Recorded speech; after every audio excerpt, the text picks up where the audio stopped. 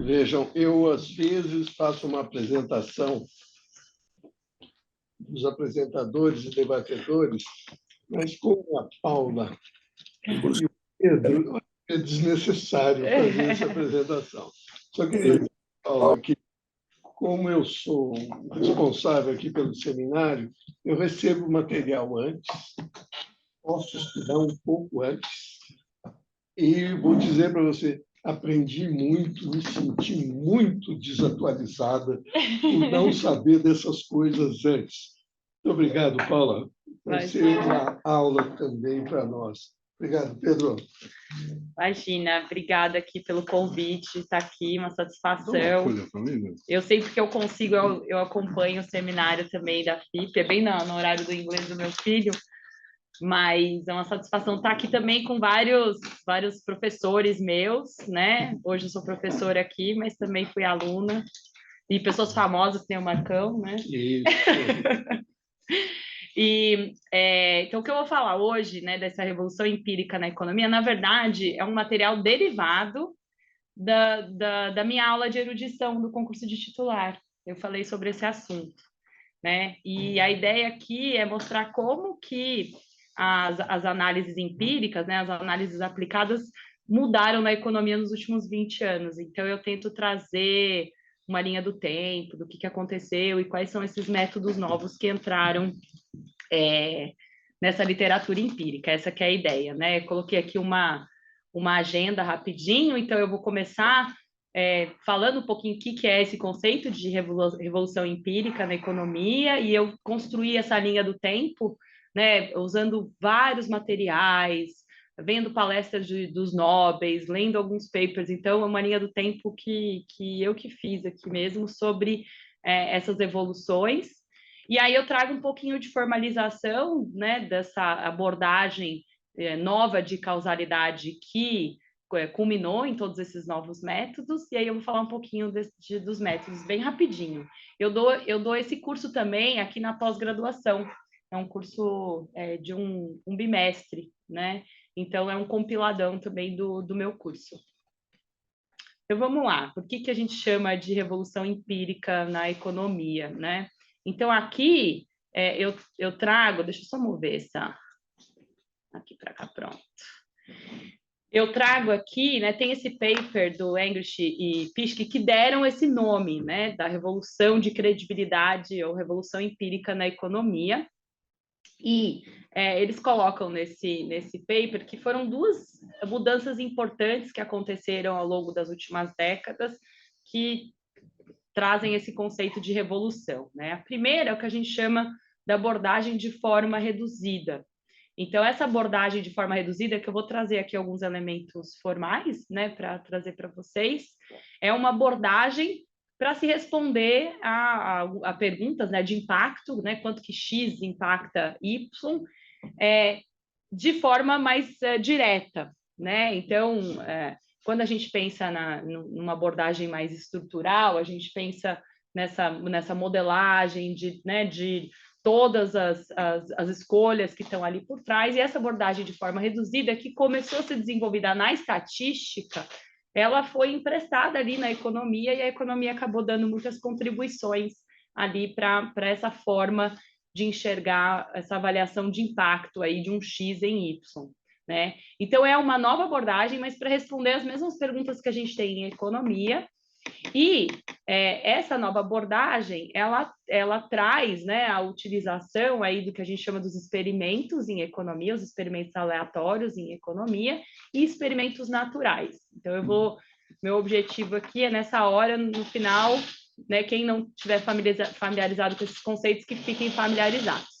E é uma forma diferente da gente falar de causalidade, né? Então, na econometria clássica, a gente falava da causalidade, usando as hipóteses do modelo clássico. Então, a definição de causalidade ela é um pouquinho diferente aqui. E algumas contribuições importantes aqui nessa abordagem de forma reduzida, elas vieram, né, com o trabalho eu vou destacar aqui do J-PAL. O J-PAL é um laboratório de pesquisa do MIT que usou esse tipo de abordagem para trazer várias contribuições para desenvolvimento econômico, para a economia da pobreza no mundo, né, com os experimentos que eles fizeram. A gente tem contribuições também em economia do trabalho, aí, com os trabalhos do David Card, que também foi prêmio Nobel. Então, você tem contribuições para a teoria econômica vindo dessa abordagem. E a segunda mudança importante ali colocada, né, por esse paper e outros papers da literatura é o avanço na literatura com dados observáveis, né? Enquanto os dados experimentais são dados que a gente gera, né, você desenha um experimento, hoje a gente tem um avanço nessa literatura de forma reduzida usando dados existentes, né, que é o que a gente chama de métodos quase experimentais, porque eles simulam um experimento, mas usando dados que estão disponíveis, né? E essa simplicidade na forma da gente falar do efeito de X em Y, da forma reduzida, ela trouxe mais credibilidade, né, para as análises em economia e traz um apelo mais forte aí junto aos governantes, né? Porque fica mais fácil deles entenderem do que os modelos mais complexos de economia. Então, é por isso que se chama, né, de uma revolução de credibilidade, e o desenvolvimento dessas duas literaturas, usando experimentos e usando quase experimentos, simulando experimentos, fortaleceu essa literatura empírica dentro de economia. E aqui, só para a gente ter uma ideia, né, quando a gente pega da década de 1980 até atualmente, aqui a fração de artigos publicados em revistas top 5 de economia e submetidos à série de working papers do NBR, que é sempre um previsor importante, né, dos papers que vão ser publicados em grandes revistas de economia. E aqui a fração desses papers de top 5 e do NBR que tem o termo causalidade no texto do paper, né? Então a gente vê que vem em torno de 5% aqui nos anos 1980 para 50% nos anos atuais.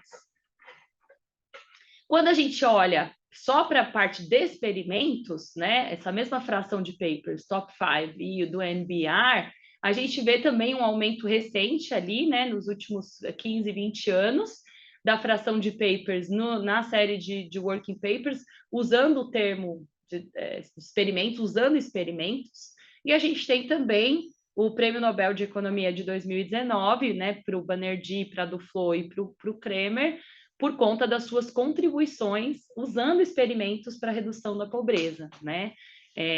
Muito ligado ao J-PAL que eu comentei com vocês. E quando a gente... e aqui é um outro levantamento também de experimentos aleatórios, de um outro paper, né, mostrando o número de RCTs, né, que são os Randomized experimentos, né, também crescendo o número quantitativo ali de publicações ao longo do tempo. E falando dos dados observados, né, que são esses artigos quase experimentais, a gente vê a mesma evolução ali, né, principalmente dos anos 2000. Então, o termo diferenças em diferenças, hoje ele aparece em cerca de 1/4 de todas as publicações de revistas top, né, e do NBR em economia. Regressão descontínua, que é um outro método, né, usando dados quase experimentais, alcançando aí quase 10%. O Event Study, que é uma derivação do diferenças e indiferenças, que eu vou falar um pouquinho sobre isso também hoje, crescendo a sua participação, e outros métodos aqui também aumentando. E a gente também tem a consagração dessa literatura com o Prêmio Nobel de 2021, para o David Card, para o English e para o Index, por conta dessas contribuições metodológicas para análise causal, e no caso do David Card, por conta das aplicações na economia do trabalho. Então, um pouco mostrando esses números, né, do quanto que essa literatura ficou importante dentro da economia. Vamos entender por que aconteceu isso, né? Então, eu fiz 2 linhas do tempo aqui. A primeira linha do tempo eu fiz para estudos de experimentos aleatórios. experimentos aleatórios em economia, eles são antigos, né? Eles começam lá em 1920, 1930, com estudos na agricultura. Eu até tive recentemente na Universidade de Illinois para apresentar um seminário acadêmico lá, e tem na frente do departamento de economia, tem um campo em que eles faziam experimentos com milho ali, né? E desde muito cedo.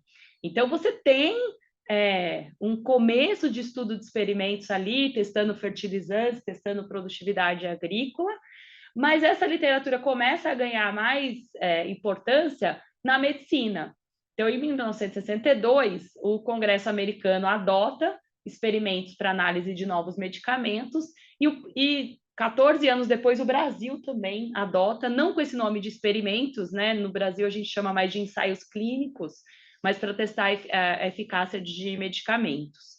E aí, na economia, isso retorna a ter mais importância aí nos anos 1990, com dois experimentos aqui importantes.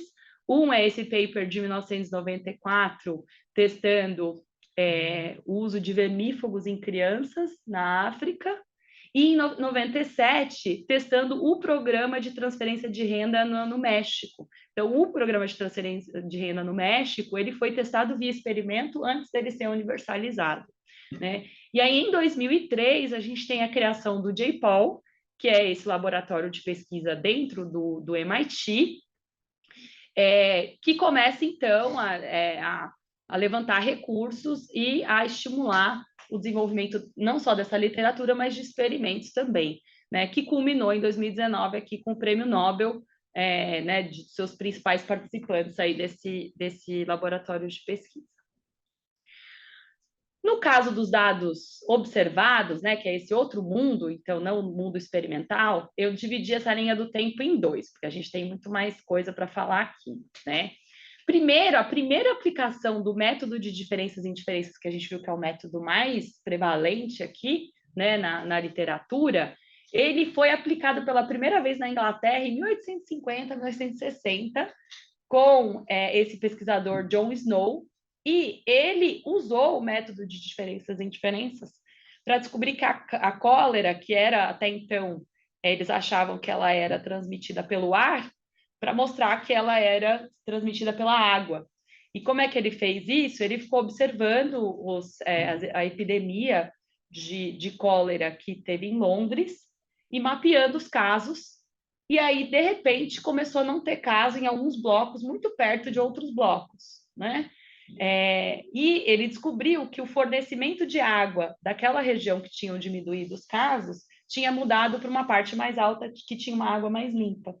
Então, foi a primeira, a gente fala que foi a primeira aplicação ali de diferenças e indiferenças.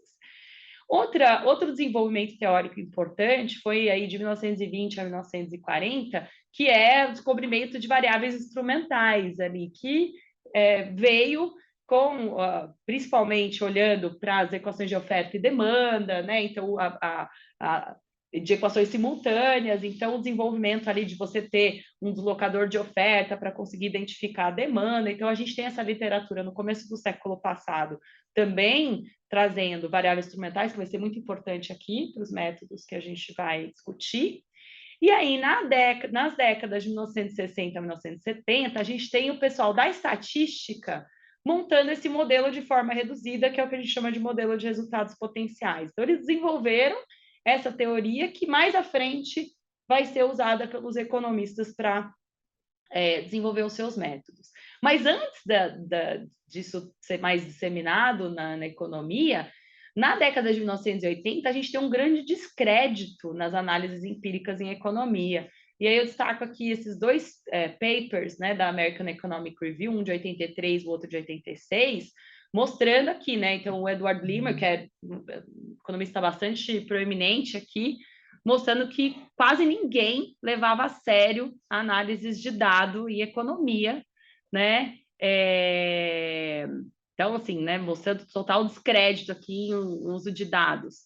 E o Robert Lalonde, também outro economista bastante proeminente da época, mostrando que muito dos procedimentos econométricos não replicam os resultados experimentais e isso sugere, então, que os pesquisadores devem estar cientes dos erros de especificações nas avaliações não experimentais, né? Então, aqui teve esse momento aí de descrédito, mas aí da década de 1980 para cá, a gente tem vários marcos aqui de desenvolvimento desses métodos que hoje ganharam muito destaque na literatura econômica, né? Então, a gente começa aqui em 1983, com Rosenbaum e com Rubin, desenvolvendo um método, né, análises usando o Propensity Score, então, usando lá o modelo do Rubin para desenvolver uma ponte com a análise experimental. Eu vou falar um pouquinho desses métodos. Em 1985, a gente tem as primeiras aplicações já com esse termo de diferenças e indiferenças, né? Então, cunham o termo de diferenças e indiferenças em 1985. Em 1994, a gente tem o desenvolvimento do estimador LAT, que é um estimador de variáveis instrumentais, usando essa literatura, né? Tanto que o English e o Imbens ganharam o prêmio Nobel mais à frente, né? Muito por conta do desenvolvimento desse estimador. Em 1999, eu coloquei aqui a redescoberta da regressão descontínua, porque teve uma aplicação já em 1960 que foi esquecida, e aí em 99 você tem uma retomada aqui do método, que eu vou falar um pouquinho também sobre ele. Nos anos 2000, você tem o desenvolvimento do método de controle sintético, que é um método também bastante interessante ali, que foi desenvolvido por uma pergunta muito específica em economia, vou falar mais sobre ele. E hoje, o que acontece? A gente tem um grande avanço dessa literatura de diferenças e indiferenças. Cada ano eu dou esse curso na pós-graduação aqui, é um inferno, desculpa o termo, porque todo ano eu tenho 20, 30 papers para ler, para poder me atualizar, para poder passar isso para os alunos, mas é uma literatura que está muito crescimento, e ainda estão novos estimadores sendo desenvolvidos, né? A teoria assintótica para esses estimadores, hoje aliando até com machine learning, com inteligência artificial. Então, é uma literatura que está bastante em ebulição. Bom, então vamos trazer um pouquinho agora de elementos técnicos aqui, né, sobre o que é essa abordagem, né? Então, aqui eu fiz uma relação entre o que a gente via na abordagem econométrica clássica, né, e abordagem de forma reduzida. Então, o objetivo aqui é o mesmo. A gente quer estabelecer uma relação causal, né, entre uma política, que eu estou chamando de W aqui, e os resultados dela, que eu estou chamando, né, o outcome dessa política, que eu estou chamando de Y. Né? Então, na abordagem econométrica clássica, a gente podia escrever uma equação, né, relacionando Y com W, e um vetor aqui X de covariadas, e aí, para a gente falar de causalidade aqui, além de outras hipóteses, a gente precisava da hipótese de independência na média condicional, né, que me dizia, então, que meus estimadores seriam não viesados, mas a gente tem toda uma discussão de qual que é essa forma funcional, etc. Essa abordagem de forma reduzida agora traz uma nova linguagem e técnica para a gente falar de causalidade. Né? É isso que eu vou mostrar para vocês agora. Então, vou trazer alguns elementos aqui. A gente continua tendo uma amostra aleatória aqui, né?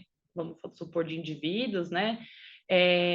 E essa variável W, ela é uma variável dummy, que identifica se o indivíduo participa ou não dessa política ou dessa intervenção, que a gente quer analisar o impacto. Então, a gente tem um vetor N por 1 aqui de Ws, que mapeiam essa participação na política.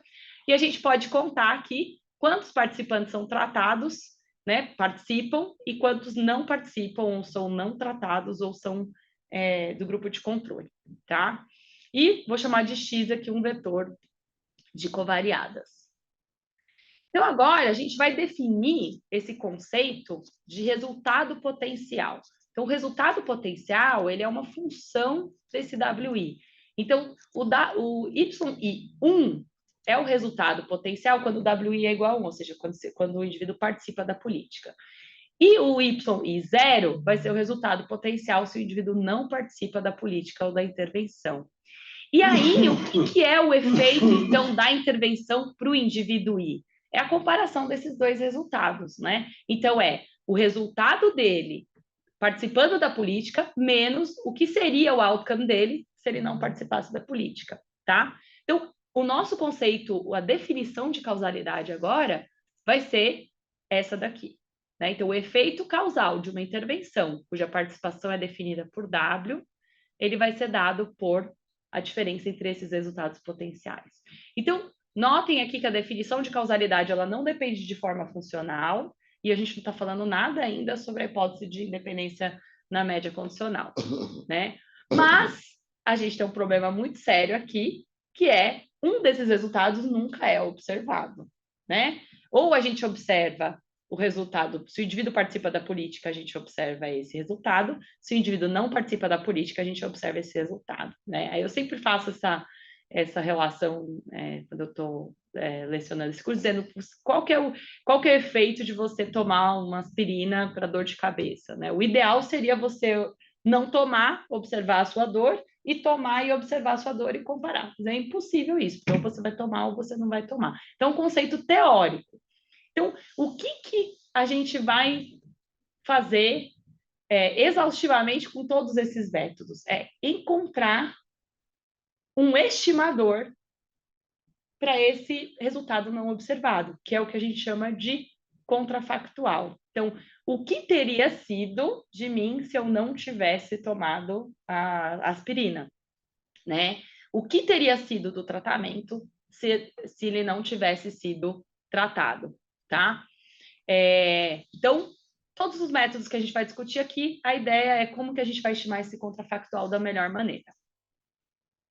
Bom, trazendo um pouquinho mais de formalização, então, o que a gente observa, que é o nosso YI, vai ser o YI1 quando W é igual a 1, isso aqui vai ficar 0, ou vai ser o YI0 quando W é igual a 0, né? Então, esse YIzinho aqui não é os resultados potenciais, é o que a gente observa, tá?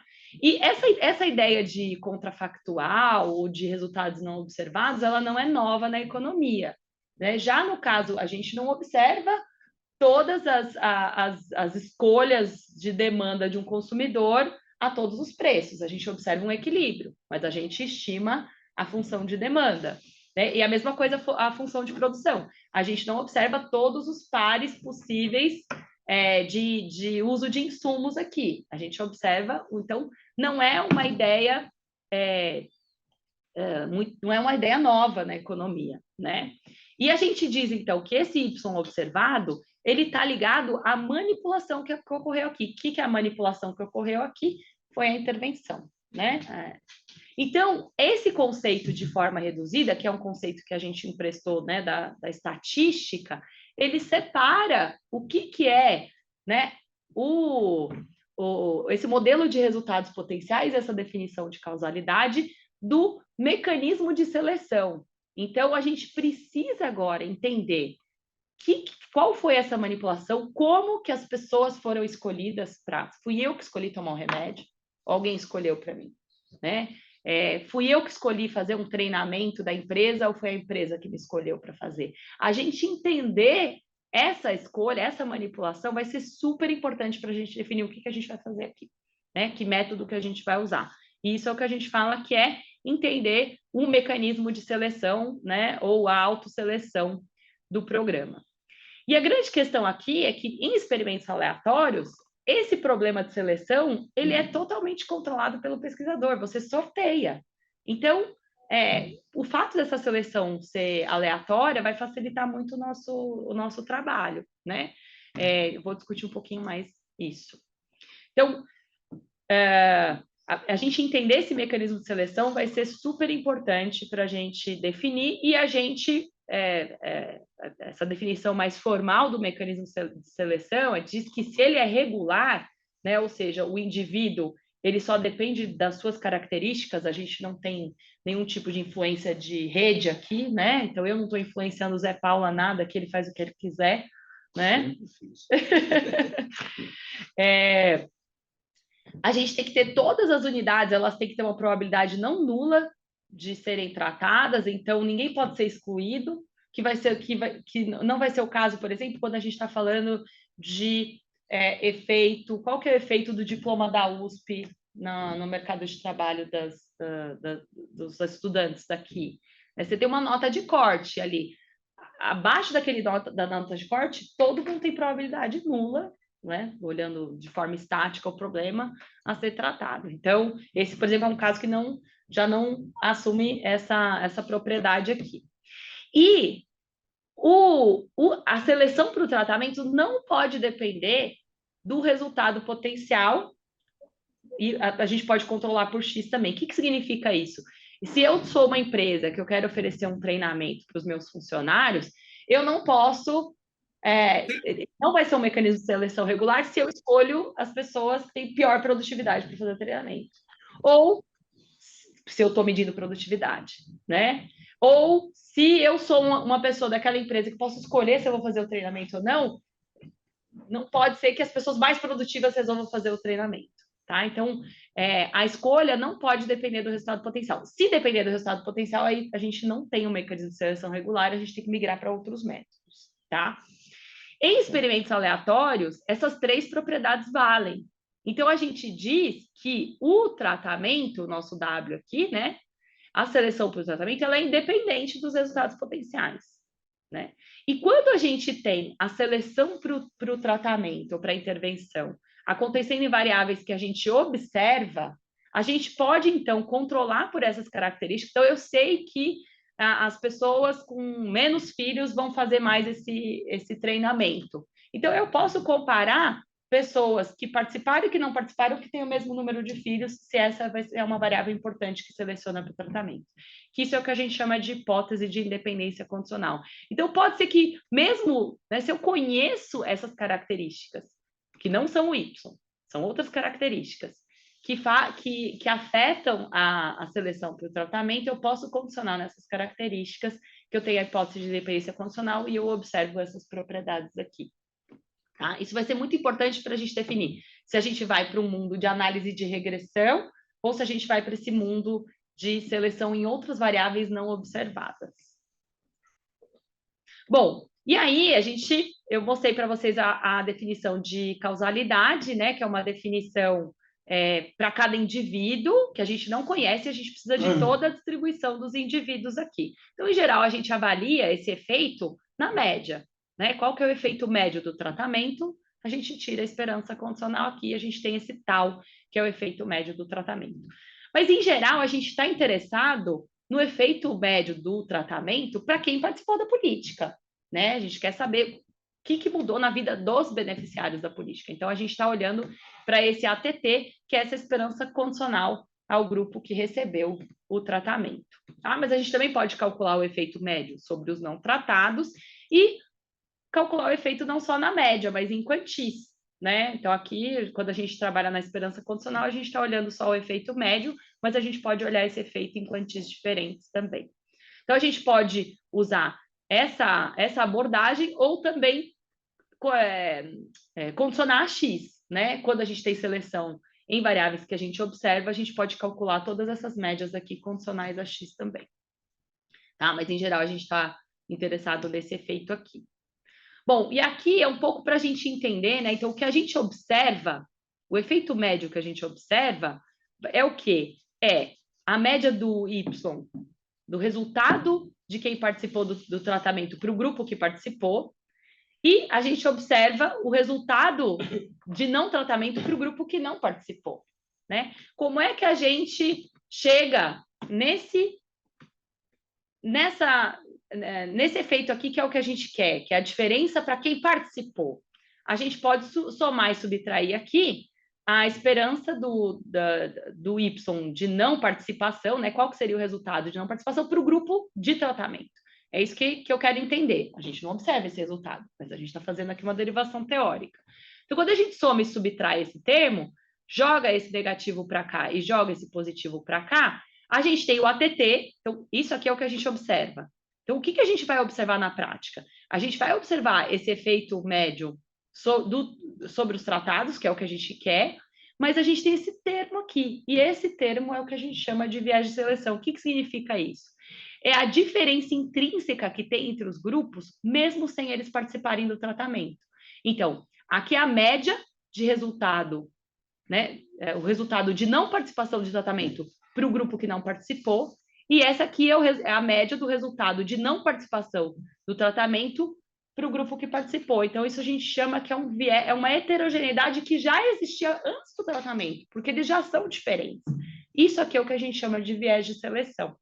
Então, vou pensar naqueles 2 casos que eu falei, né, do treinamento e as pessoas mais produtivas. Isso é o que a gente vai observar aqui. Se os chefes escolhem as pessoas menos produtivas para participar do tratamento, provavelmente essa média aqui do resultado deles, mesmo desse grupo, é menor do que essa. Então, quando a gente analisar o efeito, então isso daqui é um viés de seleção negativo.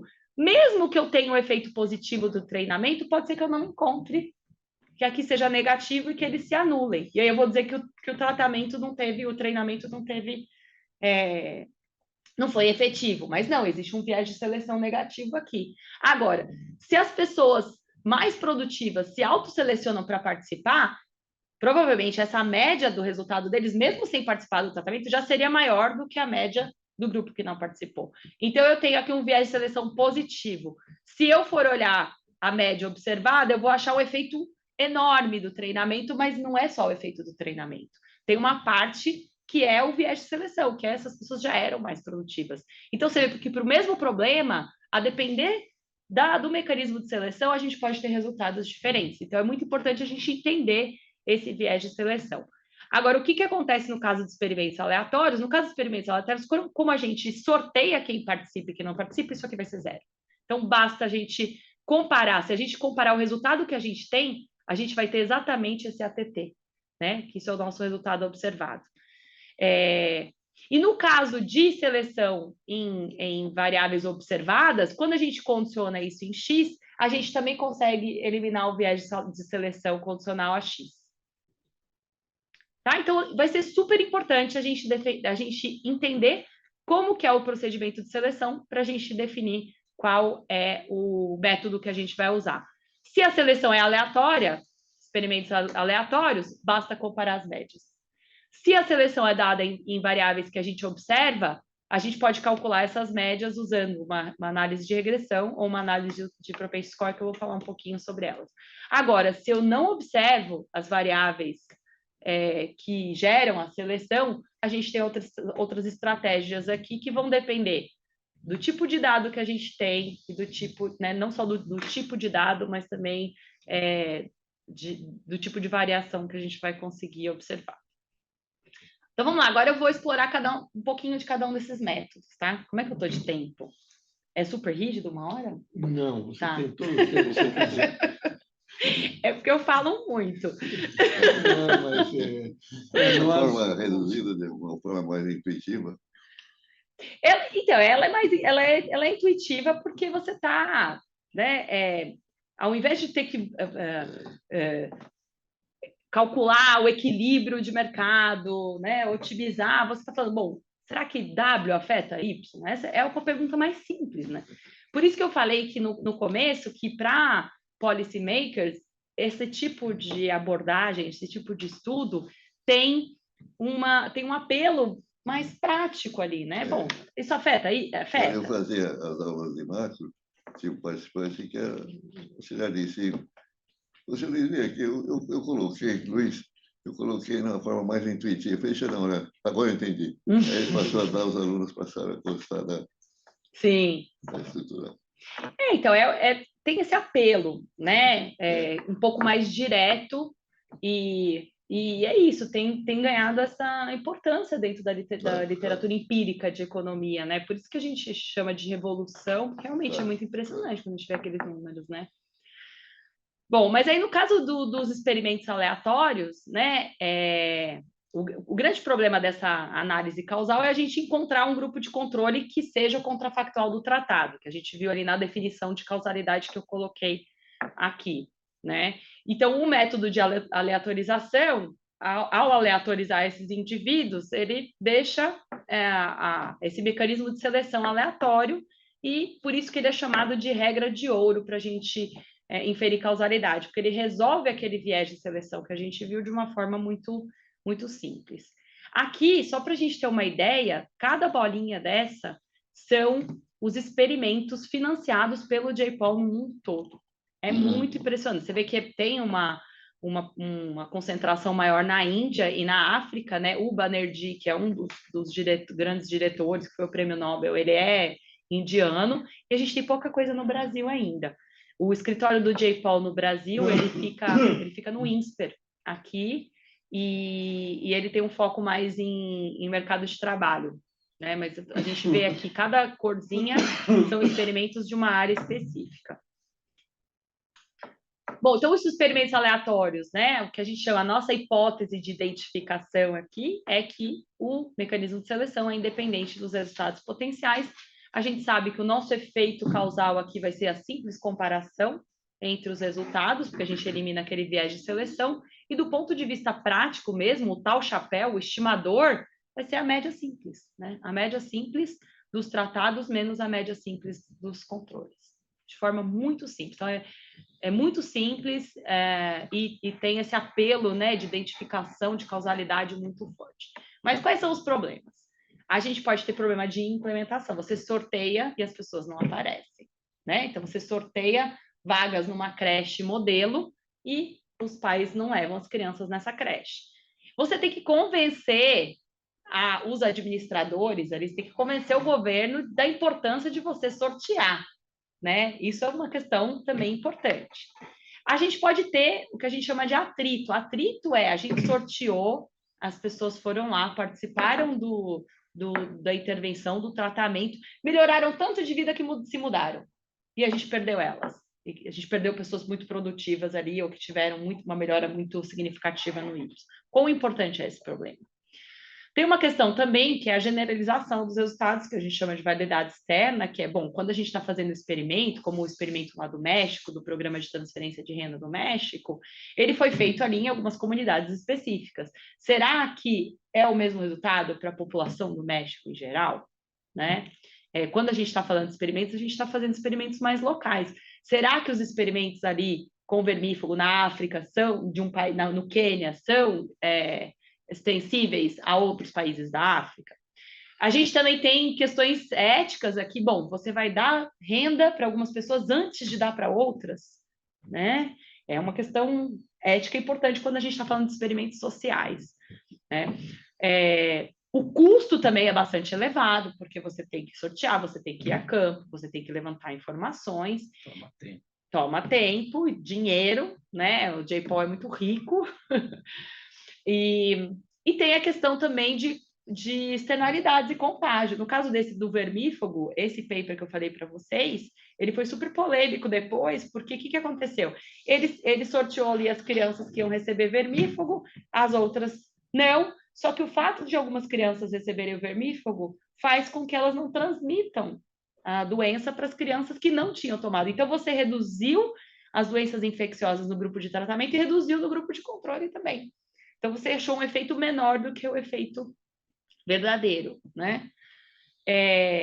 Bom, e aí, essas questões, na verdade, apesar de serem problemáticas, existem algumas formas de você superá-las, né? Então, por exemplo, nos problemas de implementação, você pode dar algum tipo de incentivo para resolver esses problemas de implementação, tá? Então, isso aqui eu peguei de uma apresentação da Duflo, e ela mostra, né, que se você dá o incentivo, né, as pessoas que participam do programa aumenta bastante o percentual de pessoas que participam.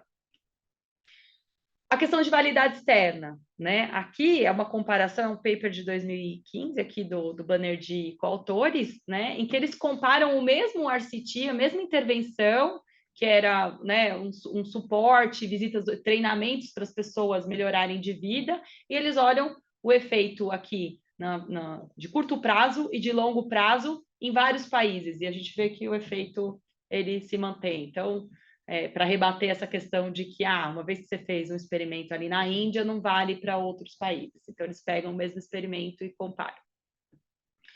A questão dos spillovers, né, pode também ser resolvida estratificando as amostras. Então, ao invés de você dar o vermífugo para metade das crianças de uma escola e a outra metade das crianças da escola não receberem, você dá para aquela escola inteira, e em outra escola você não dá o vermífugo, né? Então, que você pode usar essa estratificação para melhorar a precisão. Então, mesmo dentro dessas críticas, né, existem algumas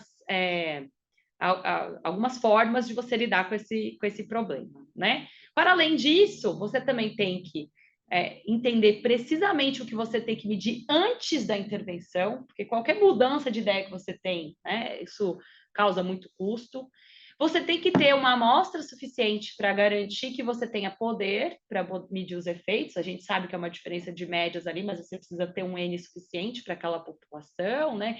Então, nesses desenvolvimentos de experimentos, tem sempre muito o pessoal de amostrista, né, ajudando. E você pode também testar diferentes possibilidades dentro de um mesmo experimento. Tem um experimento que eu acho que é bem legal, não sei se é esse daqui não é esse aqui que eu coloquei, mas eu vou falar de outro, que é de vacinação. Uma das coisas, assim, a vacinação é muito barata, né? E a vacinação, assim, a imunização, né, de doenças infecciosas simples, por exemplo, na África, né, no Brasil, podem gerar, você protege você e você protege as outras pessoas ao seu redor, né? E uma questão importante, quando a gente fala de comunidades muito vulneráveis, é que é muito custoso elas irem até o posto se vacinar, às vezes chega o posto está fechado. Então, eles fizeram um experimento, por exemplo, de campos de vacinação, montavam ali na comunidade, vacinava todo mundo. Mas mesmo montando esses campos, eles percebiam que pouca gente ia se vacinar. Então, eles compararam montar esse campo de vacinação, né, esses acampamentos de vacinação, e montaram em outros lugares o acampamento de vacinação com um incentivo, que era 1 quilo de lentilha. E o fato de você dar 1 quilo de lentilha fez com que aumentasse em 20% a imunização das crianças. 1 quilo de lentilha, né? Então, só para a gente ter uma ideia da dimensão da vulnerabilidade aqui que a gente estava falando, né? Aí eu deixei aqui algumas dicas de livros para quem quiser, né, se aprofundar mais sobre a questão dos experimentos aleatórios, e também algumas pessoas aqui, alguns pesquisadores que têm estudado bastante técnicas e estimadores relacionados a experimentos aleatórios. Então, agora a gente vai para o mundo que a gente conhece as variáveis que geraram a seleção para o tratamento, que é o que a gente chama de seleção em variáveis observáveis, né? Então, a nossa hipótese agora aqui é que, bom, o tratamento não é aleatório, mas ele é aleatório condicionado em X. Existe um vetor X que eu sei que se eu comparar pessoas com o mesmo X, eu vou ter essa aleatoriedade. E se a gente tiver esse caso, a gente pode usar a própria análise de regressão, né, comum, ou os métodos usando propensity score. Nesse caso, lembra que a nossa definição de efeito causal é a comparação do Y, o YI1, que é o resultado potencial, né, de tratamento, com o YI0, que é o que teria acontecido com o grupo de tratado se ele não tivesse sido tratado. Então, a ideia aqui é a gente usar o Y, a gente rodar a regressão para o Y dos controles, para a gente imputar, aqui a gente vai fazer uma análise de regressão, mas a gente vai chamar de método de imputação. A gente vai imputar um Y médio do grupo de controle naquela que tenha o mesmo X do grupo de tratamento, tá? Então, a gente chama esse método a gente chama a análise de regressão nessa abordagem de forma reduzida como método de imputação. A gente está imputando aqui, ó, né, para o controle a média do Y condicional aos X's para poder estimar o nosso efeito médio, tá? Mas é a mesma lógica da análise de regressão, mas a gente só estima, a gente usa o W igual a 0 para falar do que seria o Y0 do grupo 1 se ele não tivesse sido tratado. Só que o grande problema da análise de regressão é que, vamos supor que para determinados X's, a gente só observe grupo de tratamento, né? Então, eu dei o exemplo para vocês. Vamos supor que o fato de ter muitos filhos faz com que as pessoas não façam o treinamento. Não, ao contrário, né? Tem muito filho, façam o treinamento para progredir. E acontece que quem tem muito filho vai sempre fazer, e a gente não vai observar grupo de controle para quem não tem filho. Quando a gente faz a análise de regressão e olha para a produtividade em função do número de filhos, a gente consegue extrapolar, né? Mesmo não tendo observações ali, a regressão, ela extrapola para quem tem muitos filhos, mesmo a gente não tendo observações ali. Isso gera o que a gente chama de viés de extrapolação. Então, ou quando a gente não tem o mesmo domínio, né, o mesmo suporte de X para os dois grupos. Então, nesse caso, a imputação via análise de regressão vai imputar um valor ali que tem um viés, né, porque a gente não observa controles ali com aquele X, tá? Nesse caso, a gente pode usar, mesmo a gente tendo seleção e observáveis, esses métodos usando o score de propensão ou o propensity score. Por quê? Porque ao invés de usar o X, então, o que o Rosenbaum e o Rubin mostraram em 1983? Eu sempre, quando apresento esse slide para os alunos, eu falo que foi um ano muito importante na vida das pessoas, né? Que eu nasci nesse ano. Eu sempre brigo, meus alunos, foi um ano muito importante, assim, de desenvolvimentos teóricos. Então, o Rosenbaum e o Rubin, em 1983, eles mostraram que se vale essa hipótese, né, de que condicional a X o tratamento é aleatório, ela vai valer sobre esse score de propensão. E o que é esse score de propensão? Ele é um modelo de probabilidade de você ser tratado em função desses X's. Então, se a gente tem muitos X's que explicam o tratamento, número de filhos, renda, nananana, esse problema vai ficando, comparar em X acaba ficando muito complexo, né? A gente pode ter um X de K dimensões. E o propensity score não, ele é uma probabilidade. Então, a gente diz que a gente reduz o problema de dimensionalidade aqui de um vetor, né, de X, de KXs, para agora para o R1, né? Então, essa daqui é o que a gente chama de equação de seleção.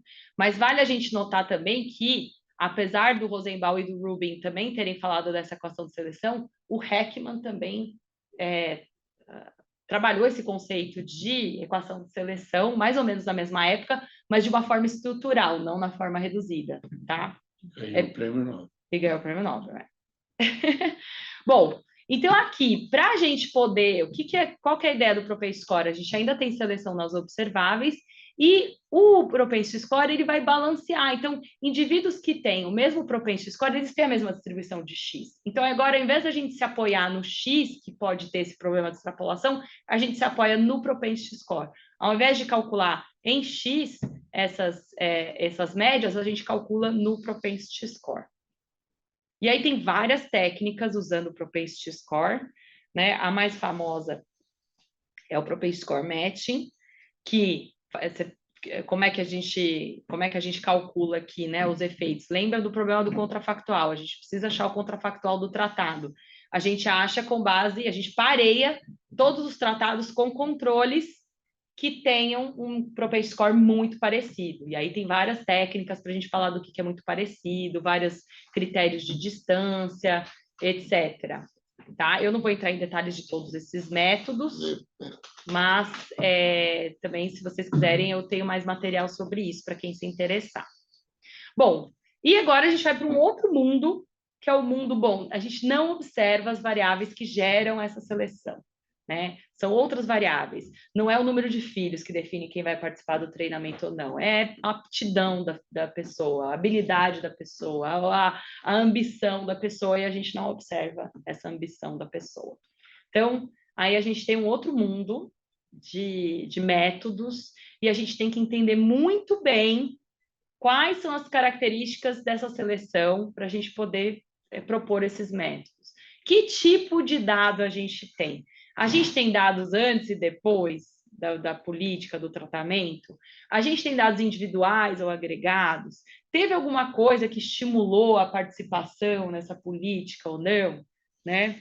Então, a depender então, assim, aqui você tem um trabalho de você entender mesmo a política. Uma coisa que eu fiz recentemente para um paper e que eu tenho encorajado cada vez mais os meus alunos a fazerem é entrevista.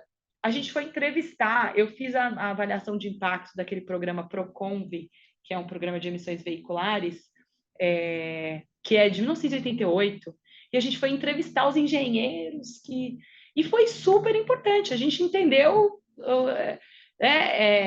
para além de você ler, às vezes, a política, a gente foi conversar e, assim, melhorou muito o nosso paper, essas duas entrevistas que a gente fez. E aí a gente tem vários métodos aqui, eu vou passar rapidinho sobre cada um deles. O mais popular deles é o diferenças e indiferenças, né? Como eu falei para vocês, 1/4 dos artigos mais citados do American Economic Review usam diferenças e indiferenças. Para você aplicar o diferenças e indiferenças, né? Lembra da aplicação lá da cólera, do John Snow? Você precisa ter uma amostra aleatória antes e depois da política, para as duas unidades, tratados e controle. E a ideia é que, ao contrário do propensity score ali, que você vai imputar o Y do indivíduo parecido, né?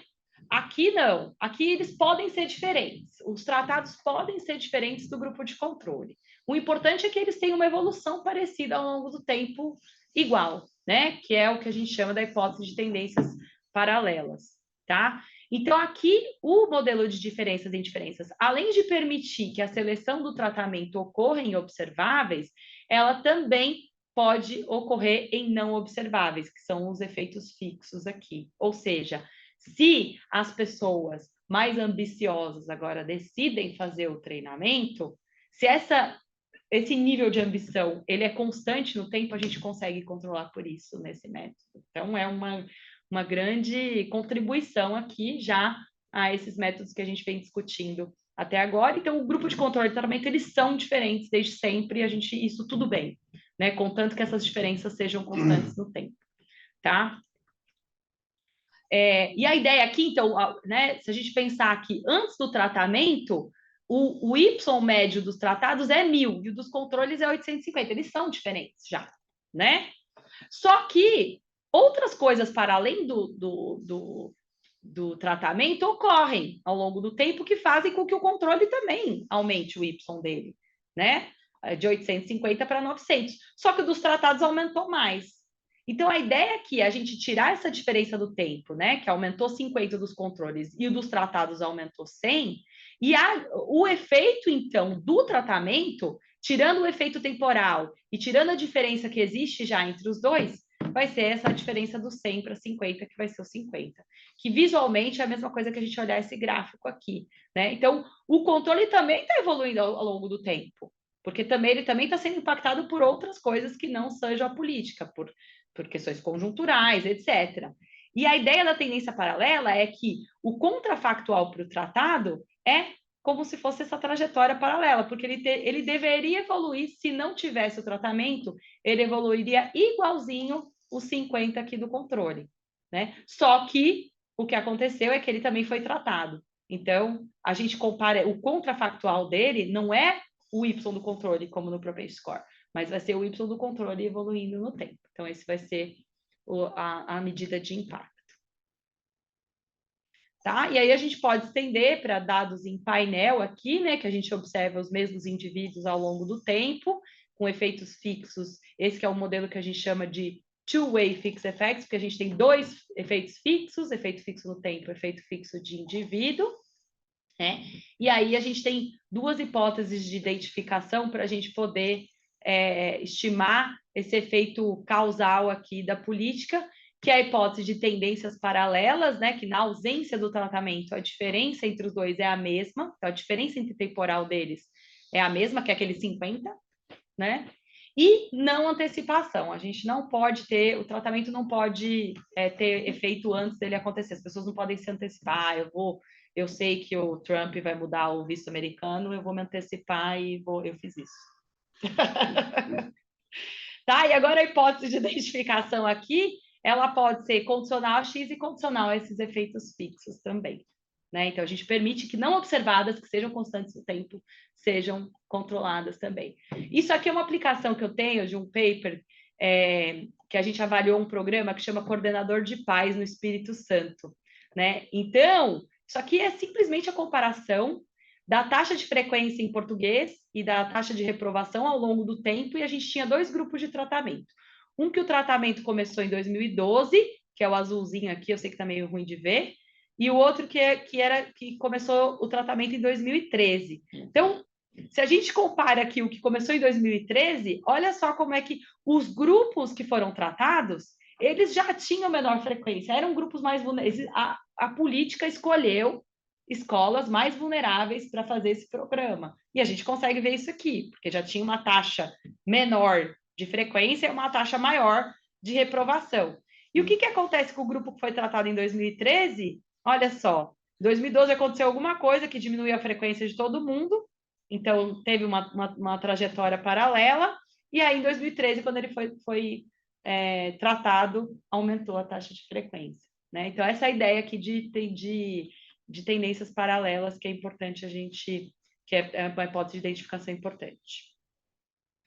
E aí, se a gente tem múltiplos períodos de tempo antes e depois da política, a gente consegue usar o que a gente chama de event study, a gente consegue olhar o efeito dessa política ao longo do tempo, né? Eu não vou entrar em muito detalhe aqui, mas eu posso, depois, quem tiver interesse, eu posso falar mais sobre isso. Então, aqui, por exemplo, a gente tem um efeito que a gente está olhando ano a ano, mas ele é constante. Então, em diferenças normal, a gente pegaria esse efeito médio aqui. Nesse caso aqui, a gente tem um efeito que está aumentando. E essa heterogeneidade do efeito ao longo do tempo, por tempo de exposição à política, é super importante da gente avaliar. E eu tenho um paper aqui, também de 2024, em que a gente analisa o efeito daquela política de restrição de fumar em lugares fechados, que ela começou em cada estado, né? E com uma aluna minha de mestrado. E o que a gente encontra aqui? A gente dividiu o nosso efeito da política entre os estados que fiscalizaram e os estados que não fiscalizaram. Os estados que fiscalizaram são os azuizinhos aqui. E olha o efeito sobre a redução da prevalência de fumar. A gente estima que 1/3 da redução de fumantes que iniciou a fumar nesse período foi por conta dessa política. Tá? E você vê que é só os estados que não tiveram fiscalização praticamente não mudou, mas os estados que tiveram fiscalização realmente tiveram uma redução na prevalência de fumantes.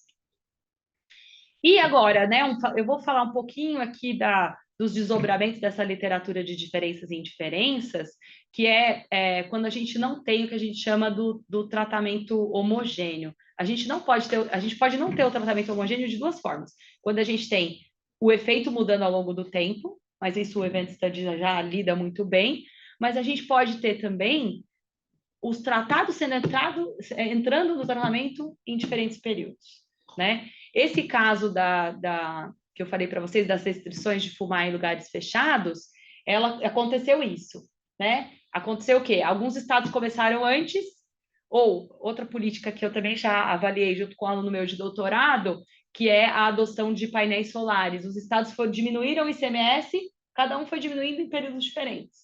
O que significa isso? Se a gente não considerar que esse tratamento eles não entraram no mesmo tempo no tratamento, você tem outras questões que estão influenciando ali. Então, esse problema tem sido lidado na literatura, também não vou entrar em muitos detalhes, mas gerou vários estimadores aqui que a gente chama de FINDIF escalonado, ou em inglês o staggered de FINDIF. Mas eu não vou entrar em muitos detalhes aqui. E aí a gente usa essa metodologia aqui num paper com coautores aqui, para olhar o efeito das áreas protegidas, né, o efeito das áreas protegidas sobre desmatamento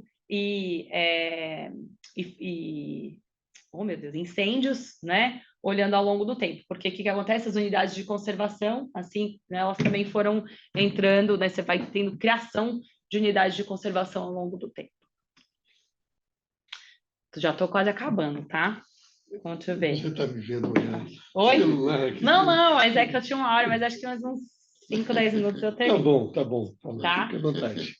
Bom, o método de controle sintético, esse método foi desenvolvido nos anos 2000, e eu acho ele muito legal, tanto que ele foi a Susan Athey e o Imbes foi o vencedor do Nobel, a Susan Athey, ela vai ganhar o Nobel também, assim, em breve, eu acho, e ela é esposa dele, por acaso. E eles falam que o método de controle sintético foi uma das inovações mais importantes nessa literatura nos últimos 15 anos. ele foi proposto por um estudo de caso, que é esse estudo de 2003, que queria olhar para o efeito sobre, qual que é o efeito de grupos criminosos sobre PIB, que é uma literatura ali que veio com tabelinha há muito tempo, e é muito difícil você comparar como é que o crime afeta PIB, sendo que organizações criminosas são muito diferentes em cada país, né? Então, eles olham o caso do grupo ETA. Então, a ideia aqui do controle sintético é que você só tem um tratado, que é o caso aqui, que é o País Basco. Você tem um tratado só e você precisa construir o contrafactual dele. E a ideia é você, então, usar várias outras unidades para sintetizar o que teria acontecido com aquele tratado se ele não tivesse sido tratado. Então, eles comparam aqui o PIB do País Basco, que teve a atuação do ETA, com o PIB de outros estados da Espanha, né? E montam o que seria o País Basco sintético, tá? Esse método, ele é muito interessante porque você usa dados agregados, você usa dados estaduais, você usa dados dos países, é muito mais fácil de você conseguir esses dados, eles estão muito mais disponíveis, com menos erro, e ele propõe aí um procedimento baseado em dados para escolher esses controles que vão entrar no controle sintético, tá?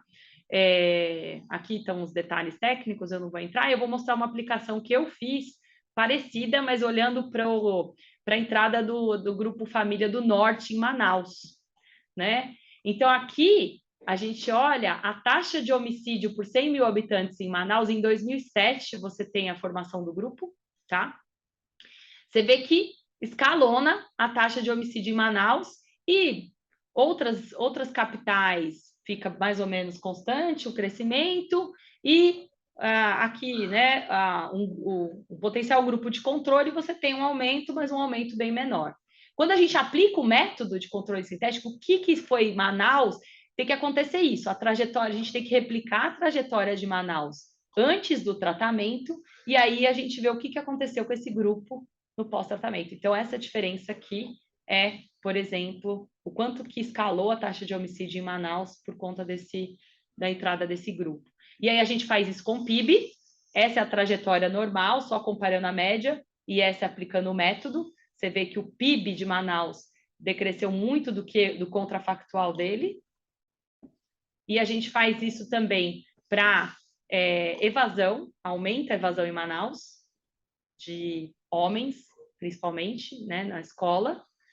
Cai o número de firmas e tem um impacto aí em trabalho formal um pouco mais de médio prazo. Um outro método bastante interessante, que é esse método de regressão descontínua, que eu já dei até o exemplo para vocês, que é a questão do efeito do diploma na USP. É muito difícil você ter um corte ali, quem está acima da nota de corte entra, quem está abaixo da nota de corte não entra. Como que você vai comparar o aluno da USP com os alunos que não passaram na USP? É um público muito diferente, tem um problema de seleção muito grande. O que esse método propõe? Ele fala, bom, de fato, esses grupos são muito diferentes, mas em torno da nota de corte, talvez essas pessoas que quase não entraram e as pessoas que quase entraram, elas são muito parecidas, né? Então, você pode se utilizar você pode usar nessa vizinhança essas pessoas que elas não entraram entraram ou não entraram por uma aleatoriedade para fazer essa comparação de médias, tá? Então, por isso que chama regressão descontínua, porque você usa. Tem sido muito usado na literatura de eleições também, né? Você quer falar qual que é o efeito de ter prefeitas mulheres sobre o combate da Covid? E aí se você compara municípios que elegeram mulheres com municípios que não elegeram mulheres, eles são muito diferentes na média. Mas ali, os que quase elegeram e os que quase não elegeram são muito parecidos. Então, o Luiz Meloni tem um paper disso bem legal aqui para o Brasil.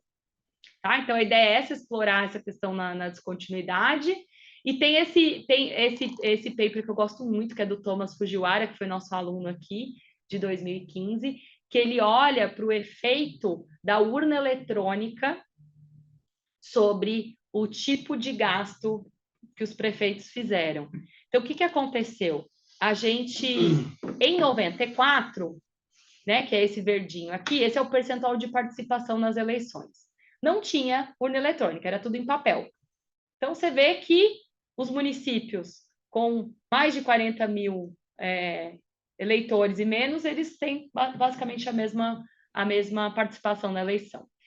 Em 98, só os municípios acima de 40 mil eleitores, 40.500 eleitores teriam a urna eletrônica, foi o teste.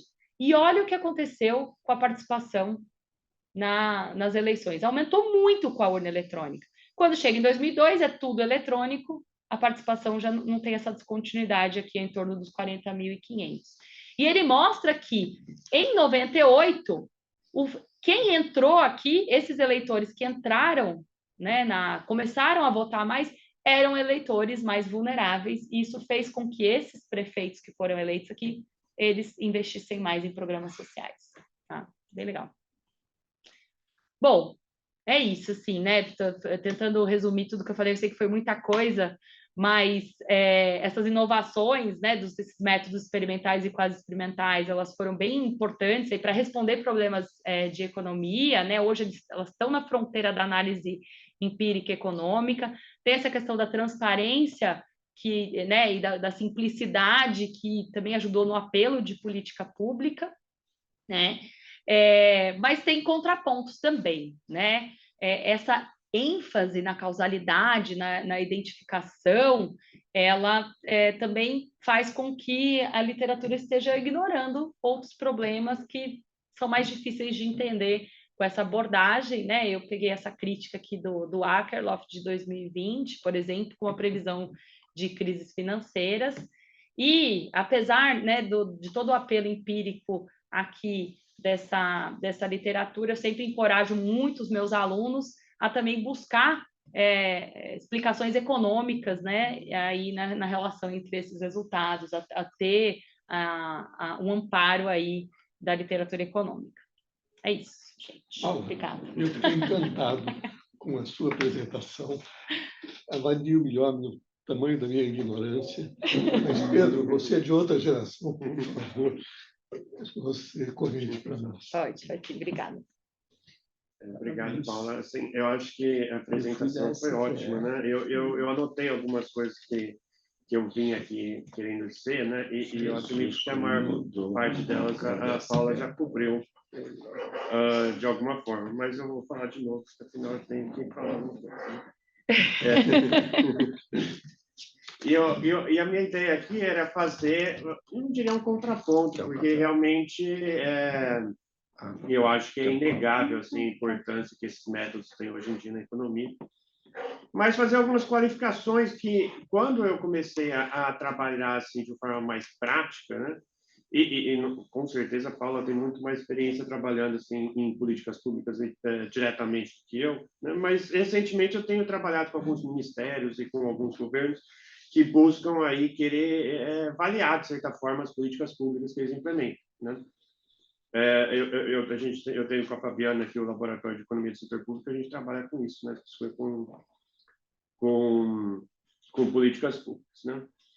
E tendo vindo aí na academia, né, a gente tem essa base, esse viés aí de querer fazer as coisas com esses métodos mais modernos, com boa identificação, e às vezes a gente encontra alguns problemas com isso, né?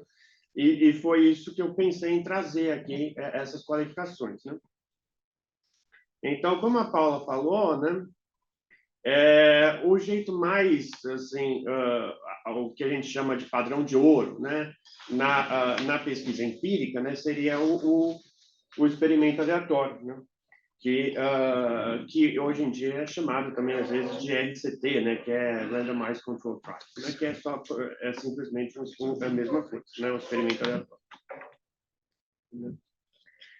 E se a gente quiser realmente aplicar ele para entender políticas públicas, a gente chega em economia, né? Eu estou falando aqui especificamente de economia, né?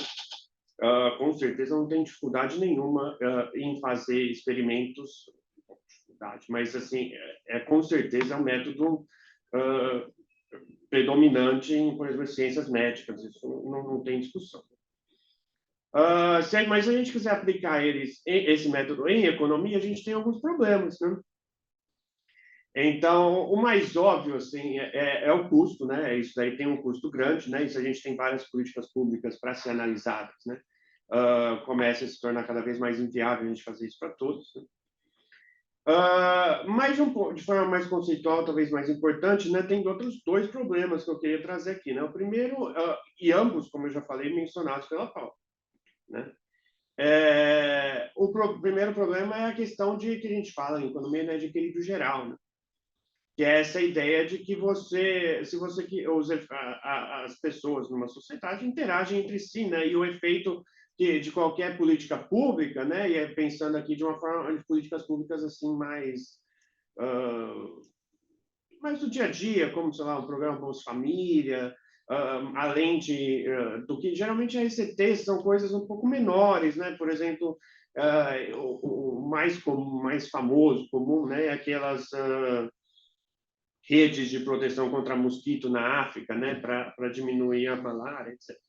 Mas se a gente estiver pensando em coisas maiores, como o programa Bolsa Família ou alguma política pública, né? Se torna cada vez mais importante a gente saber qual que é o efeito assim no resto da sociedade. Então, e nisso, um experimento aleatório, né, quando você só está analisando o efeito nas pessoas que realmente são afetadas por aquilo, você não vai captar, né? Então, continuando no exemplo do Bolsa Família, né, a gente sabe, pela teoria microeconômica, a gente sabe que quando você dá dinheiro para as pessoas, né, uma assistência social, elas deveriam trabalhar menos, ou pelo menos nunca trabalhariam mais, né? Mas existem artigos que analisam o efeito aí em municípios que recebem mais Bolsa Família, né, e mostram que isso aumenta a atividade econômica, né, aumenta a oferta de trabalho, o número de empregados, né?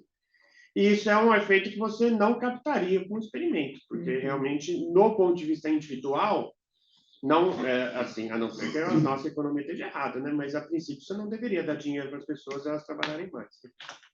Mas você tem um efeito multiplicador, que é um efeito, entre aspas, macroeconômico. E outro problema também de se a gente quiser aplicar esses experimentos para políticas públicas é a questão ética, né? Então, isso é bastante mais relevante em economia, né? Então, eu posso dar um exemplo, por exemplo, da pandemia do Covid, né? Então, é óbvio que quando teve a pandemia, né, teve essa corrida para fazer as vacinas. E agora, mesmo depois de descobertas vacinas, né, a gente teve que esperar os experimentos médicos para as vacinas para ver se elas funcionavam, se tinham efeitos colaterais. Obviamente que isso não tem erro nenhum, né? A gente tem que, se a gente vai aplicar para a população uma medicina, uma vacina, a gente tem que saber se ela vai ter efeitos colaterais na população ou não antes de aplicar. Seria irresponsável não fazer isso. Mas imagine que depois de estar pronta a vacina, chega alguém e fala: não, agora a gente vai dar vacina só para metade dos municípios, para outra metade não, para a gente saber o efeito da vacina do Covid no mercado de trabalho, né? Isso, obviamente, seria uma coisa extremamente antiética, né? Você estaria aí muita gente morrendo só para você ter um avanço do conhecimento, assim, né? Isso vale para outras políticas públicas, né? Então, é óbvio que se você dá dinheiro, comida para as pessoas, né, elas vão passar menos fome. Quanto fome é menos, né? O que isso vai afetar na vida delas? É difícil saber exatamente. Mas vale a pena a gente fazer um experimento, falar, vamos cortar o Bolsa Família de metade das pessoas aleatoriamente para a gente saber exatamente quanto de deficiência alimentar elas vão ter por causa disso? É óbvio que não, né? Então, esse é um problema aí de usar a ECT para a gente fazer políticas públicas, né? E se a gente não for fazer o AICT, né, dado que a gente, no mundo real, né, a gente lida só com dados observacionais, né, a gente teria que fazer esses quase experimentos. Agora, o problema do quase experimento é que nem sempre você tem um grupo de controle, né? Isso depende da forma como foi formulada a política pública, né? E esses experimentos naturais, né, eles são, de certa forma, coisas não intencionais da política pública que frequentemente, né, que o econometrista, né, o investigador, o cientista, né, percebe e usa isso para identificar o efeito, né? Então, às vezes, o programa é antigo, né? Várias políticas públicas no país existem há décadas antes que os dados existissem, então isso torna difícil a gente fazer uma análise de diferentes, né? Às vezes não existe um grupo de controle bem definido, porque é uma política global que afeta todo mundo, né? E, às vezes, né, nem existe esses dados. E isso pode ser um problema, né, porque isso viesa, de certa forma, o nosso banco de conhecimento que a gente tem sobre as políticas públicas, né? Então, eu falei que a gente tem trabalhado com alguns ministérios, né? A gente fez um projeto aí com o Ministério do Planejamento e Orçamento para analisar os gastos tributários da União, né? E ver o efeito deles e tentar analisar quais seriam mais importantes, quais seriam menos importantes, né? E foi nisso que eu percebi que a gente tem um banco de conhecimento sobre as políticas públicas no Brasil que se torna cada vez mais viesado, né? Porque as análises que a gente tem vão depender muito do que é possível de fazer em termos de quase experimentos sobre esses programas, né? Então, por exemplo, Minha Casa Minha Vida, em vários municípios, ele foi alocado de forma aleatória, né? Então, as famílias se registravam para conseguir um novo apartamento, Minha Casa Minha Vida, e daí eles sorteavam quem ia conseguir. E daí você tem quase um experimento aleatório, é muito fácil você pedir, muito fácil, mas pelo menos é possível você medir aí o efeito causal. Então, a gente encontra um monte de artigos sobre Minha Casa Minha Vida. Enquanto outros benefícios tributários, né, que são tão importantes quanto, né, gastos tributários, como, por exemplo, a dedução de gastos de saúde no imposto de renda, né, você não tem um grupo de tratamento, um grupo de controle, desculpa, né? Todo mundo é tratado, né? Bem definido, então você não consegue fazer essa comparação. E é uma política antiga, então a gente não consegue fazer diferença.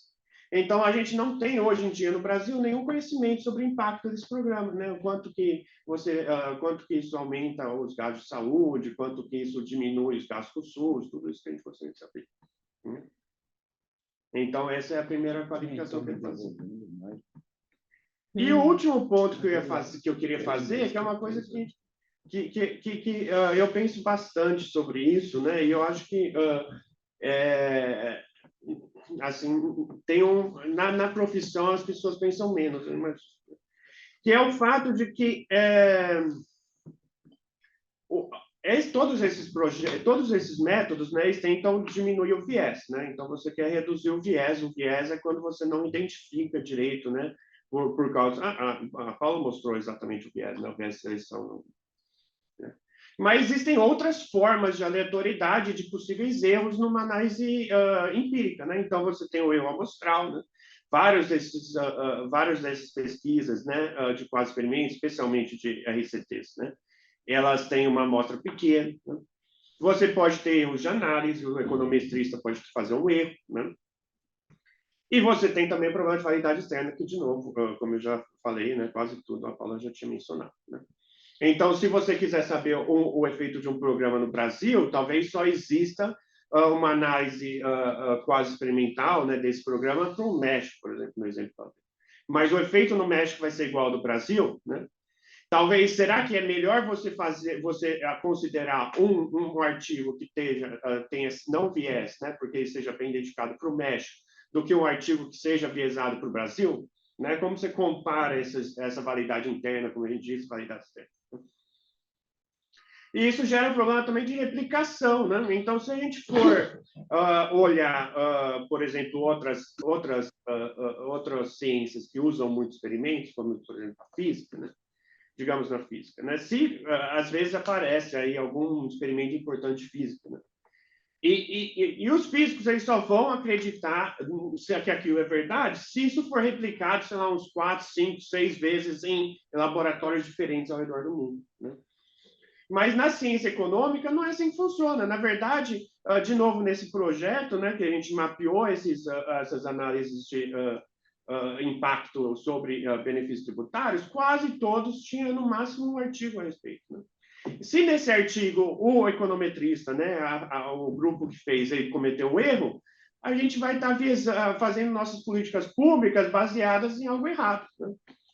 Então, isso também é algo que fica complicado, né? Que é um problema aí de tentar aplicar, né, esses resultados.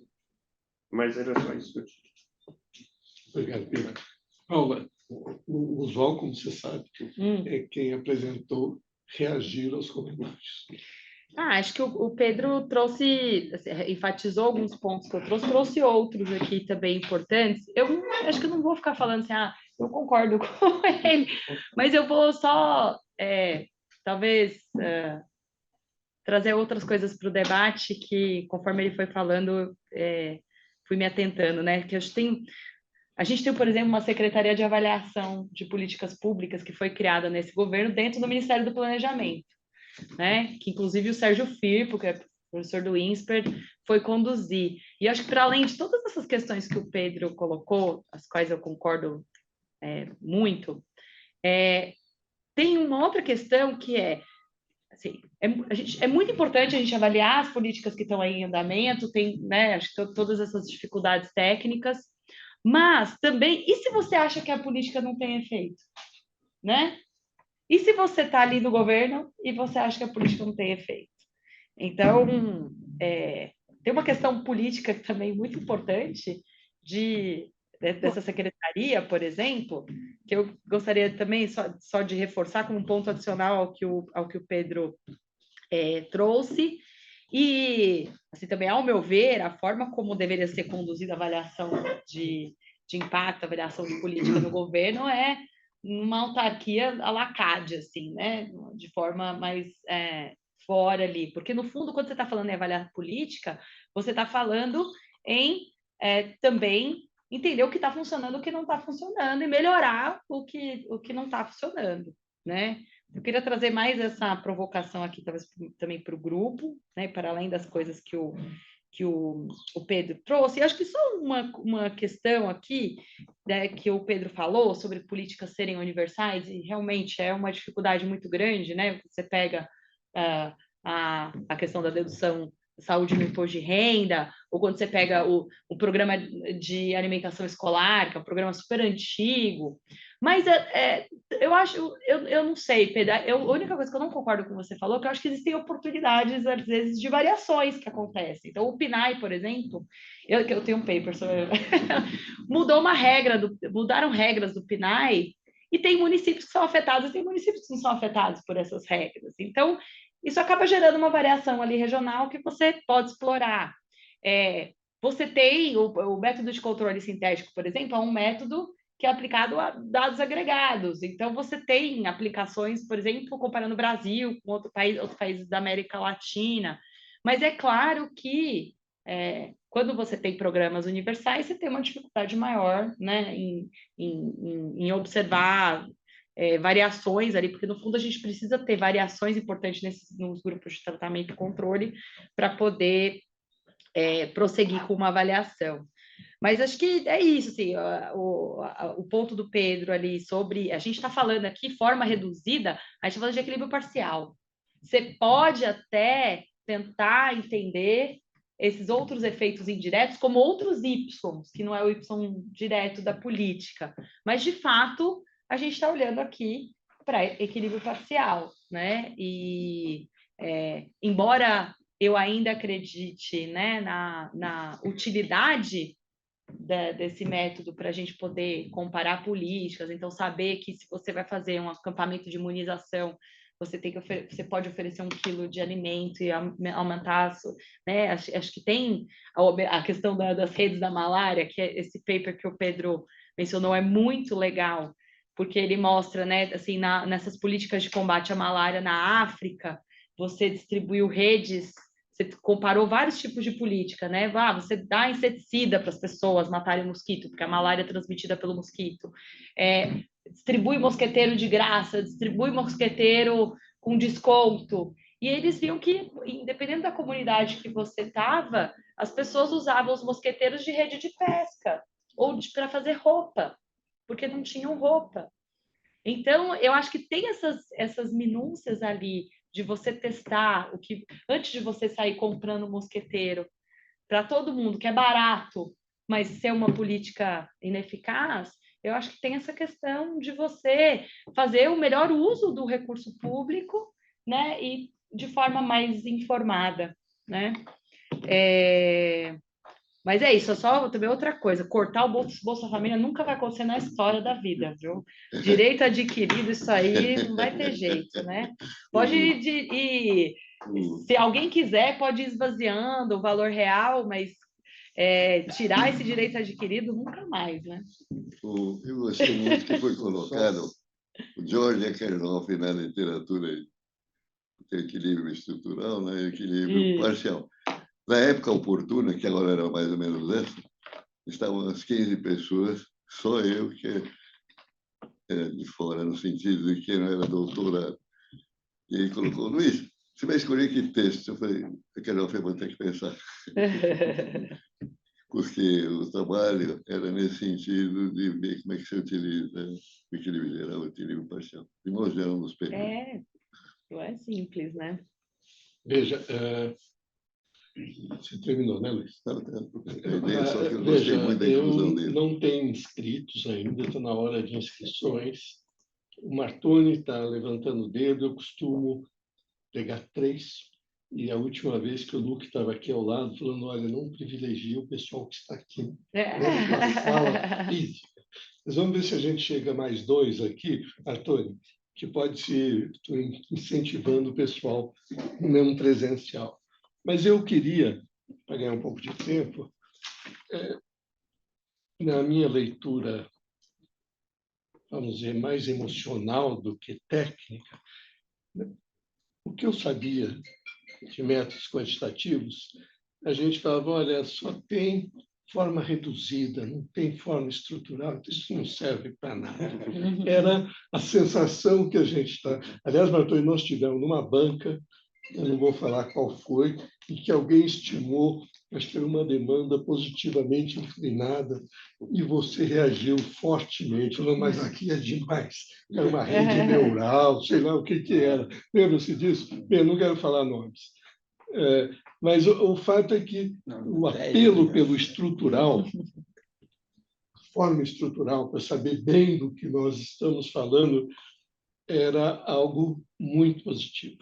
Eu fiquei encantado com a sua apresentação e com trazer para nós, vamos dizer, da minha geração para trás, esses avanços. Eu acho que é muito importante estudos de forma reduzida. Você me convenceu. Para algumas coisas, eu acho que ele serve muito para o nosso trabalho. Eu era, meu Pedro, numa época que a gente falava que vale mesmo é macroeconomia, e essas coisas muito parciais não tinham tanto prestígio, talvez tivesse dificuldades empíricas, coisas desse tipo, mas a grande contribuição dos economistas era macro. Então, essa é a minha reação, Paula. Agradecendo muito, aprendi um tantão, falta muito, claro, mas eu pergunto se tem mais inscritos, senão eu já passo a palavra para o Martoni. Martoni. Eu vou fazer uma. Eu realmente não conheço bem essa área, tá certo? Eu acho muito interessante, né? Mas eu queria ver se eu conseguia colocar alguns limites na utilidade disso. Quando você fala em intervenções, porque toda a literatura que você citou é apoiada em intervenções, quer dizer, um fenômeno exógeno decidido ou politicamente ou por alguns mecanismos de intervenção no sistema. Então, você vai medir o efeito daquela intervenção. E a grande parte desses estudos, pelo que eu entendo, são intervenções muito específicas, não é? Programas bem específicos, tá certo? Mas há áreas de economia em que não me parece que isso se aplica. Vou dar um exemplo. Choques de oferta. Como aconteceu na pandemia, né? E pós-pandemia. Como é que você trata isso? Sabe? E como é que você desenha políticas públicas para responder de uma forma mais minimamente racional a um choque de oferta? Né? Por exemplo, o preço de commodities disparou na economia mundial. Gerou uma puta inflação no mundo inteiro. Né? Outro fenômeno, ainda nesse momento, as intervenções que foram feitas pós-pandemia, não é? Na maior parte dos países, né, foram intervenções tradicionais, quer dizer, eu tenho que apertar a política monetária para derrubar essa inflação. E, curiosamente, isso foi feito sem prejuízo da atividade econômica. Então, foi um paradoxo, tá certo? Está sendo estudado isso agora, né? Como é que você conseguiu desinflar a economia mundial sem ter nenhum trade-off em relação à atividade econômica? E outras coisas, quer dizer, eu lembro que uma ocasião eu estava vendo o Delfim falando um negócio que não é bem verdadeiro, mas ele dizia um negócio seguinte: a diferença entre física e economia. Ele dizia, olha, na física, toda vez que o cara bombardeia lá uma bactéria, um elétron ou uma molécula, sabe? Toda vez o resultado é o mesmo, tá certo? Em economia, você faz a mesma coisa e não vai o resultado é o mesmo, porque o agente que está do outro lado reage. Ele reage de uma forma que você não conhece direito. Então, você tem que fazer hipóteses, como é que ele vai reagir. Né? Então, o princípio de racionalidade é isso. Né? Bom, o cara, na média do mercado, o cara é racional. Os agentes são racionais. Não individualmente, mas na média os indivíduos são racionais. Isso te permite fazer predições, né? Que são, evidentemente, limitadas e sujeitos a erro, etc, etc. Outro exemplo que eu dou, que eu acho que me chamou a atenção nesse negócio, é quando o Kydland e Prescott fizeram aquele modelo de ciclos reais.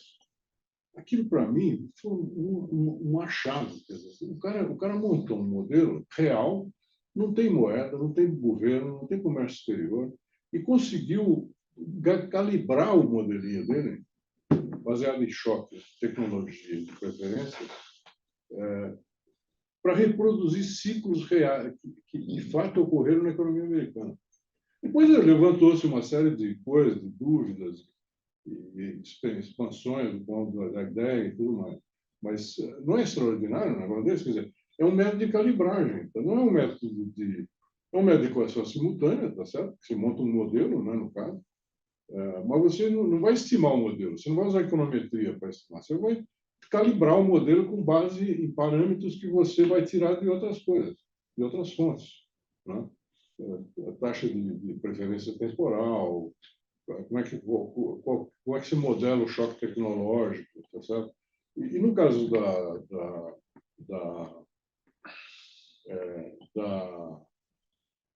dos choques de oferta, de uma forma geral,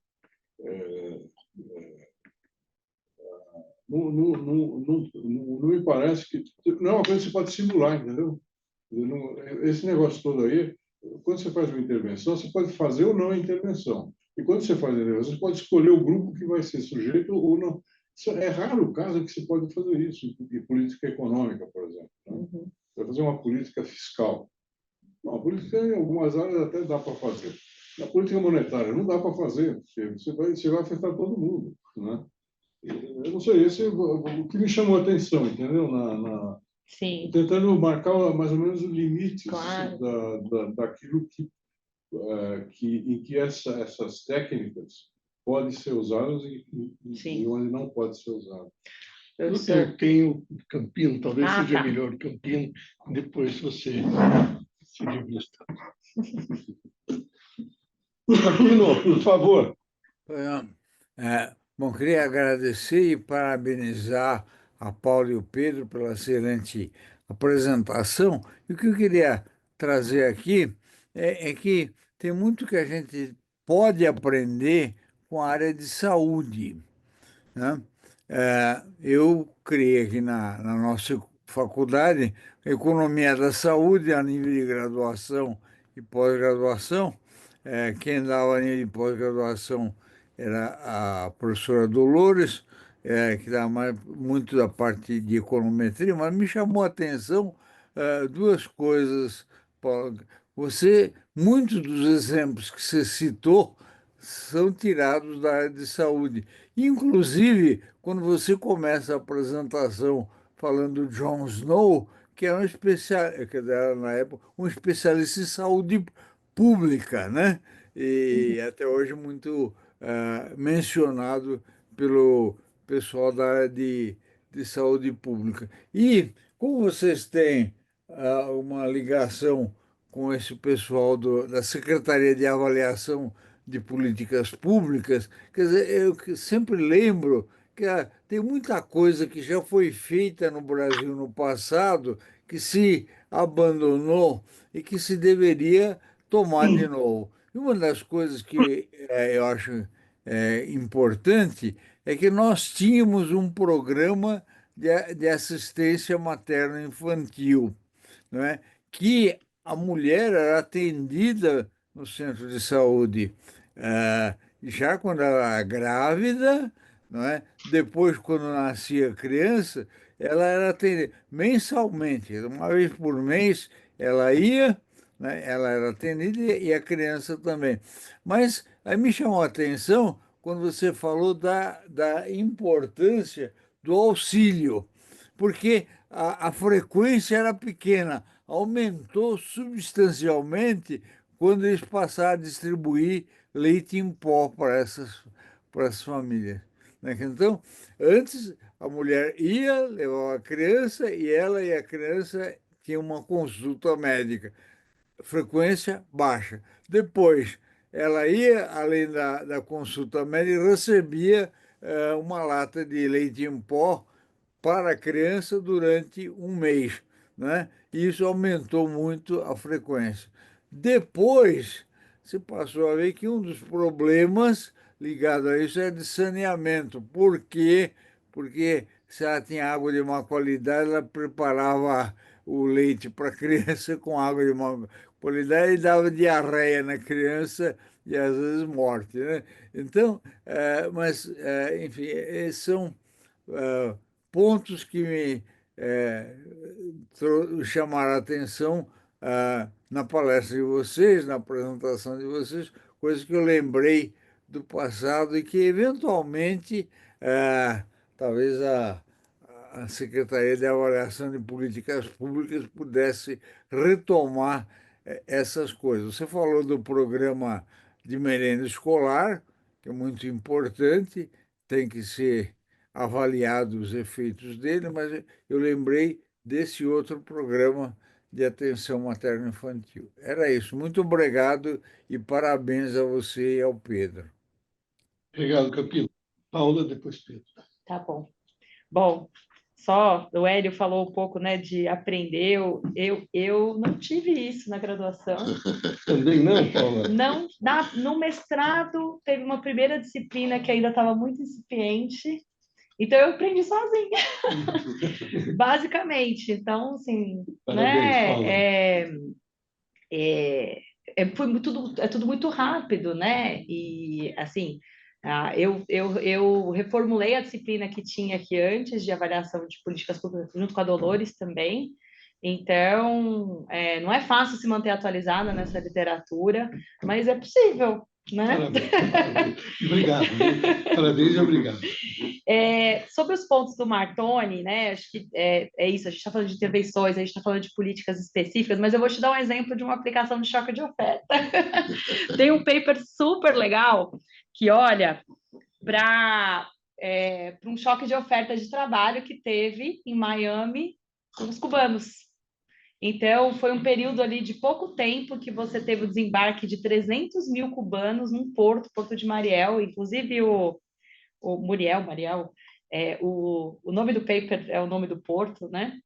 E eles, essa questão, né, do quanto que a imigração afeta o mercado o mercado de trabalho americano é uma questão muito cara para eles, né? Uma questão muito política, inclusive. E aí eles aplicam diferenças e indiferenças para olhar para como que isso afetaram o mercado de trabalho, salários, horas de trabalho. Então, assim, é claro que de uma forma estrutural, de uma forma bem geral, é mais difícil você aplicar essas, mas você tem isso, só que você tem que observar uma variação, uma grande variação.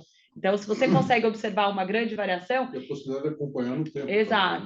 Também, né? Assim, você tem lá 300 mil pessoas que chegaram lá. Tem uma série de tempo para poder fazer alguma coisa. Né? Porque esses efeitos não ocorrem instantaneamente. Né?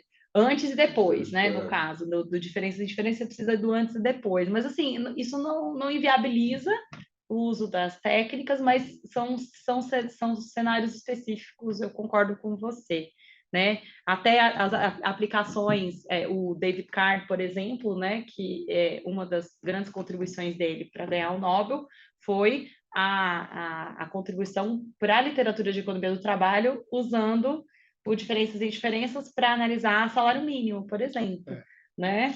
Salários mínimos estaduais. Então, e aí ele, né, então assim, é claro que para finanças e para macro, como você bem mencionou, e também acho que o Pedro também falou isso, é mais complexo mesmo o uso de algumas técnicas dessas. Eu já até tive um orientando de finanças, olhando para algumas políticas de crédito específica. Mas outra coisa que você falou, né, da diferença para a física e para a economia, eu também lembrei de um outro paper, que é um experimento que eles fizeram, que aí é uma dicotomia da engenharia com a economia. E essa dicotomia da engenharia com a economia, para mim, é muito cara, porque eu participo muito de debate com engenheiro, eu faço parte da representação brasileira num órgão da ONU, porque a minha área é política climática, né? Então eu faço muita avaliação também na parte de clima e meio ambiente. E o debate lá é dominado por engenheiro, né? E os engenheiros, eles vêm com uma ideia assim, então é na área de transporte marítimo, né? Que transporta aí 80, 90% do mercado do comércio mundial. E aí eles vêm, olha, para a gente reduzir as emissões dos navios, a gente precisa reduzir a velocidade do navio, porque se você reduz 10% a velocidade do navio, você emite 20% menos de CO2, você economiza muito mais combustível, sai mais barato e a gente tem que fazer isso, né? E aí eu fui lá, fui pegar literatura, que você vai precisar de mais navios, você vai demorar na entrega, o tempo é dinheiro, tal, e mostrei que isso aí é mais caro. Aí eles ficam bravíssimos comigo, né? Porque você a gente vem essa coisa. Ainda quando você reduz o tempo do navio, deve ter custos, algum outro E tem tipo outros custos de manutenção do navio Exatamente. também, que eles estavam ignorando, então eu minei essa ideia de redução de velocidade nesse fórum, e aí eles acabaram decidindo por outras políticas. Deve ter impactos, porque o navio tem uma carga que descarrega para algum uso. Sim. Se você atrasa, você tem outros custos que você não consegue contabilizar. E para além disso, né, você tem carga que é perecível, então tem um paper super famoso que chama Time as a Trade Barrier, né? O tempo como uma barreira de comércio, né? E aí eu lembro que eu fiz essa conta e mostrei para eles. E tem um paper muito legal para Michigan, que é um experimento, que é essa coisa de você mudar a tua casa para melhorar a eficiência energética dela. Então teve um programa em Michigan que ele dava 4 mil ou 5 mil dólares para as pessoas transformarem as suas casas, então tinha engenheiro que fazia lá um projetinho para a casa ficar mais eficiente e usar menos energia. E os engenheiros, eles colocavam que a redução de energia que ia ser gerada pelas modificações ia ser em torno de 40%, 50%. E aí tem um grupo de economistas lá que fez um experimento, começou com aplicando em algumas casas e outras não, e eles viram que a redução dava só 5%, 10%. As pessoas começavam a usar mais, né? O fato, assim, as escolhas mudavam, né? E é isso que nós, economistas, também, o nosso tipo de análise difere muito da física, difere muito da engenharia, porque a gente está olhando para outras escolhas ali que estão envolvidas. Eu sempre dou esse exemplo eu dou uma disciplina na graduação que chama Economia do Clima. E então, por fim, aqui do Campino, a maior parte, assim, os próprios experimentos e a disseminação dos experimentos começou com o teste de medicamento. O desenvolvimento do Propensity Score, que eu não entrei em tantos detalhes aqui, foi também as principais aplicações são aplicações olhando para o Medic Care nos Estados Unidos, olhando para remédio. Então, de fato, a área de saúde é bem importante aí nessa literatura de impacto e é bem legal esse programa, né, de materno infantil, essa questão do uso de leite de má qualidade aparece muito nos estudos que falam da importância da amamentação, né, porque quando você olha quando eu fiquei grávida, comecei a ler tudo sobre gravidez. Aí eu li a revisão quis fazer revisão de literatura, aí eu queria discutir com o meu médico. Aí eu dei um livro para ele. E aí eu fui estudar muito porque eu não conseguia amamentar. E aí eu fiquei frustradíssima que eu não conseguia amamentar. E todo mundo fala da questão dos anticorpos, né? Só que 90% dos anticorpos da criança vem da placenta. E a parte que vem do leite é uma parte de anticorpos de mucosa. E eu fui ler, eu caí exatamente nisso que você falou, Campino, que existia diferença de doenças infecciosas de crianças que mamavam do peito e crianças que tomavam leite, né? Só que a grande diferença é quando você controlava pela educação da mãe e do pai, essa diferença ficava muito pequena.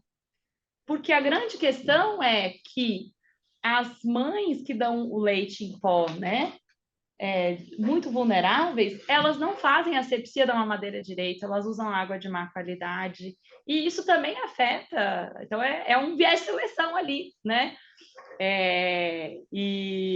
Então vai muito na linha do que você está falando, mas eu continuo achando que incentivo à amamentação é uma política pública importante justamente por esse ponto que você falou, né? Por conta desses outros efeitos. É isso, falei demais, vou deixar o Pedro. É o Pedro, eu tenho escrito o Calab e o Zeca, tá bem? Eu vou ser super rápido, né? Eu acho que... Bom, primeiro eu queria fazer uma qualificação, assim, quando a gente está fazendo os nossos argumentos, às vezes a gente parece muito forte, né? Mas eu não tenho... Eu uso isso na minha pesquisa, né? Eu sou um microeconomista aplicado, eu uso esses métodos todo dia e eu confio neles.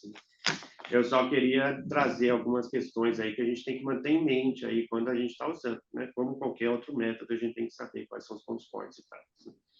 E realmente uma questão é macro, né? Então eu acho que essas questões mais gerais, a Paula deu um exemplo de choque de oferta, mas realmente, por exemplo, política monetária é muito improvável que algum dia alguém consiga fazer uma análise assim com econometria causal em relação a isso. É por isso que em macro é menos usado mesmo, né? Em relação com a física, eu acho que foi um dos pontos que eu tentei fazer, foi mais ou menos nessa direção, né? Que a ideia é que num experimento de física, né, você pode sempre fazer o mesmo experimento, né? Em economia é muito difícil, mesmo que você tenha políticas parecidas, elas nunca são exatamente iguais, nunca afetam a mesma população, né? E isso faz com que a gente tenha um corpo de conhecimento em economia é muito mais difícil que na física. Na física você tem muito mais certeza sobre as coisas, né? Você pode falar, isso é isso e aquilo é aquilo. Na economia, você só tem mais indícios, né? Fica uma situação assim, essa política pública parece que funciona. A gente vê que em algumas situações funciona, mas, assim, se você quiser implementar nesse caso específico, vai funcionar? Não sei, é impossível saber, né? A gente tem indícios que deve funcionar, mas não, né?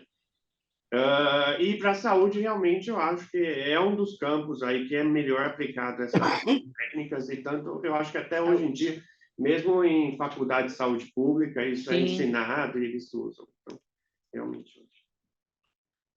Professor Calab, terminou. Calab, depois Zeca. Obrigado, parabéns. Eu fico muito informado pelas variações mais recentes e os estudos que vocês estão fazendo. Eu acho que foi muito importante a tua apresentação. Antecipando a minha observação final, você poderia pôr meia dúzia de referências bibliográficas que a gente pudesse, as que você mencionou, especificadas e distribuídas um pouco entre nós. Eu tenho duas observações, especialmente na área orçamentária, em questões orçamentárias. Em primeiro lugar, recentemente tem se usado de forma crescente, mas ainda há pouco, o orçamento por resultados, como uma base atualizada de sistemas orçamentários.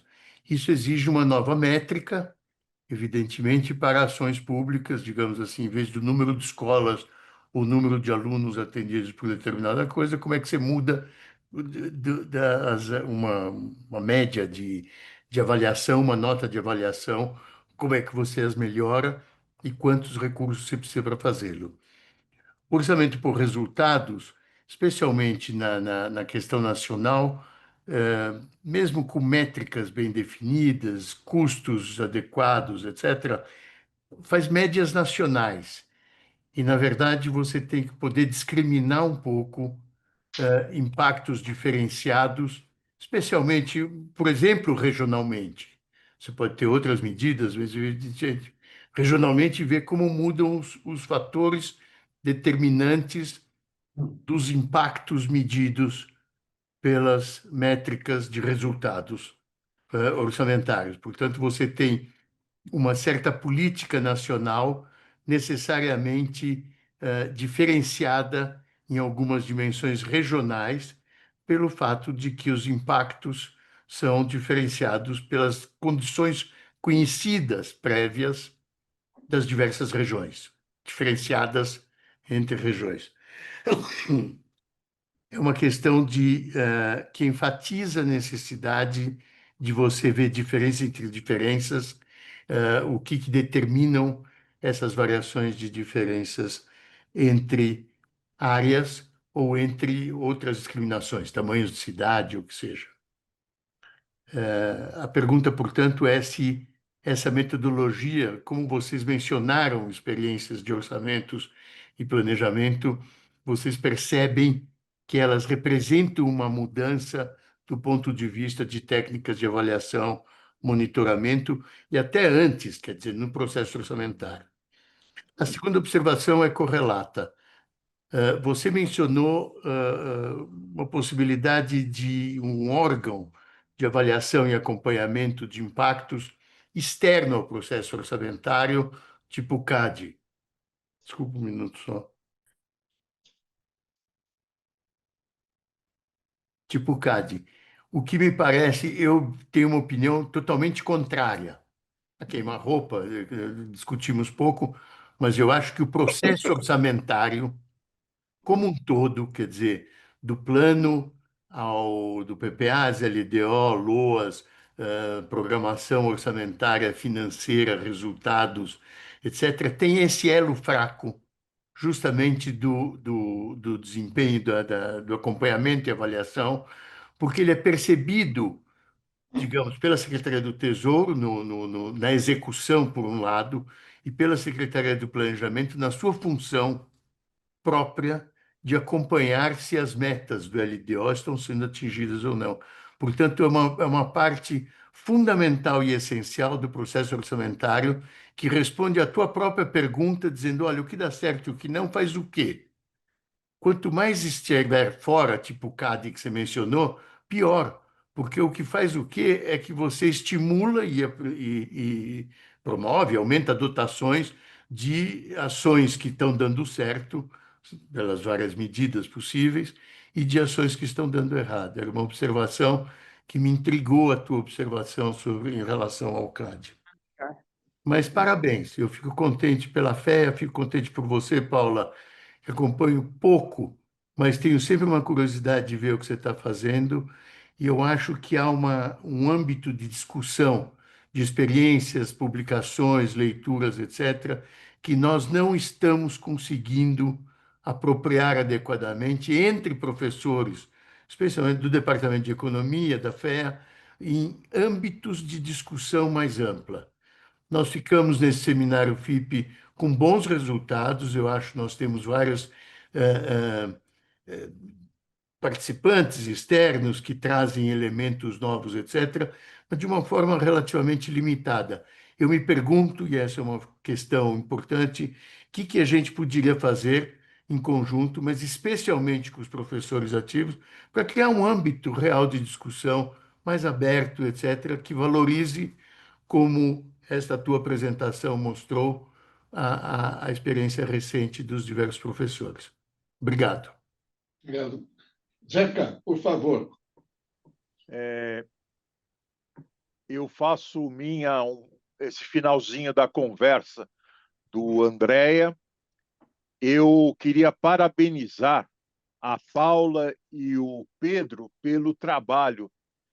Ao longo da exposição, eu me senti assim muito mal, olhando e falei, nossa, quanta coisa que eu não sei e que eu preciso ou que eu precisaria estudar.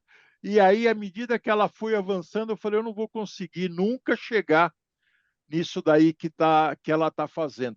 Eu tive o ano retrasado, 2023, 2024, eu dei uma entradinha nessa literatura quando a FIP foi contratada para um estudo de geração de quais seriam os preços da Petrobras caso não tivesse acontecido a Operação Lava Jato. Então, a ideia seria a simulação dos preços de Petrobras na ausência de Lava Jato. E eu fui estudar a controle sintético, mas eu tive uma dificuldade, estudei, mas foi um negócio, um esforço sobre-humano. E eu olhando você e o Pedro falar com essa familiaridade dessas técnicas todas, eu fico extremamente impressionado. Parabéns, Paula, parabéns, Pedro. Eu sinto orgulho de ter vocês aí no Departamento de Economia. Então, parabéns a vocês. Obrigado, Zeca. Passando, você terminou. Nós temos uns 2 minutos para vocês terminarem. Somos razoavelmente pontuais. Eu falo muito, né? Mas eu vou tentar falar pouco. Calab, acho que essas suas preocupações, elas são da heterogeneidade dos efeitos, né, dos impactos diferentes regionais. Isso também é bem caro nessa literatura de avaliação de impacto, porque é uma das poucas coisas que a gente consegue também fazer, né? Então, eu dei um exemplo até para vocês daquele paper que eu fiz com uma aluna, olhando para a restrição de fumar em lugares fechados, e a gente separou políticas que foram bem implementadas de mal implementadas, ali olhando locais que tiveram mais fiscalização, menos fiscalização. Então, isso a gente chama na literatura de heterogeneidade dos impactos, que é algo que a gente faz bastante. Então, acho que é bem possível para ajudar aí a responder essas perguntas, né, dos impactos diferenciados. E eu só quero explicar a questão o ponto que eu coloquei aqui do órgão de avaliação ser externo. Isso é uma conclusão a que eu cheguei conversando com pessoas que fazem parte desses órgãos, desses órgãos de avaliação dentro do governo. Eu entendo a relevância, né, de entender se a LDO está funcionando ou não, mas a grande questão é que essas pessoas técnicas, elas ficam com medo quando o resultado não dá satisfatório. E medo de perder emprego, medo de não ser promovidas. Então, acho que existe talvez ali uma pressão que gera um desincentivo de funcionários. Então, o meu comentário ele vai nesse lado, de que se fosse um órgão isento, avaliando tudo que fosse importante, que fosse caro para o orçamento público, talvez as análises poderiam ser um pouco mais isentas. Meu comentário é nessa linha, não sei se vai ficar gravado, né? Pois vocês cortam. Desculpe observar uma coisa, Zé Paulo. O IPEA teria essa função, não faz. Zé Paulo, é isso. Pouco, né? É isso que o Martoni falou, quer dizer, a função dele fazer essa avaliação, é fundamental no processo orçamentário. Eu estou disposto a discutir isso qualquer hora com você, lá, etc., quando você acha que isso é tal. É muito importante, evidentemente, basta pensar na importância da questão fiscal um pouco maior nos nossos andores. Mas é da minha disposição nessas possibilidades limitadas que a gente tem de participar das discussões e eventualmente dizer, olha, como é que a gente monta esses grupos internos que podem ter um seminário com maior participação professores, digamos. E assim, aí fazendo só o último ponto em relação ao que o Zeca colocou e você colocou também, né? Eu fico à disposição para ajudar nesse estreitamento, né? Eu acho que existe interesse de todos os lados. Eu já trabalhei com o Zé Paulo, já trabalhei com o Denizar, o Hélio no Fundo Patrimonial, então sempre já interajo mais, mas eu fico à disposição aí para a gente ou em outras apresentações, trabalhar outros temas que vocês queiram trazer mais de questão metodológica ou trazer mais os professores ativos aí para o debate. Obrigado, Paula. Veja, eu só posso dizer agora no final, além de muito obrigado, parabéns, você e o Pedro. Você foi lembrado o seu nome porque tem a COP logo adiante. Sim. E você é entendida também como entendedora dessa área. Talvez a gente possa aproveitá-la novamente mais adiante para o tema tradicional que você já falou para nós aqui.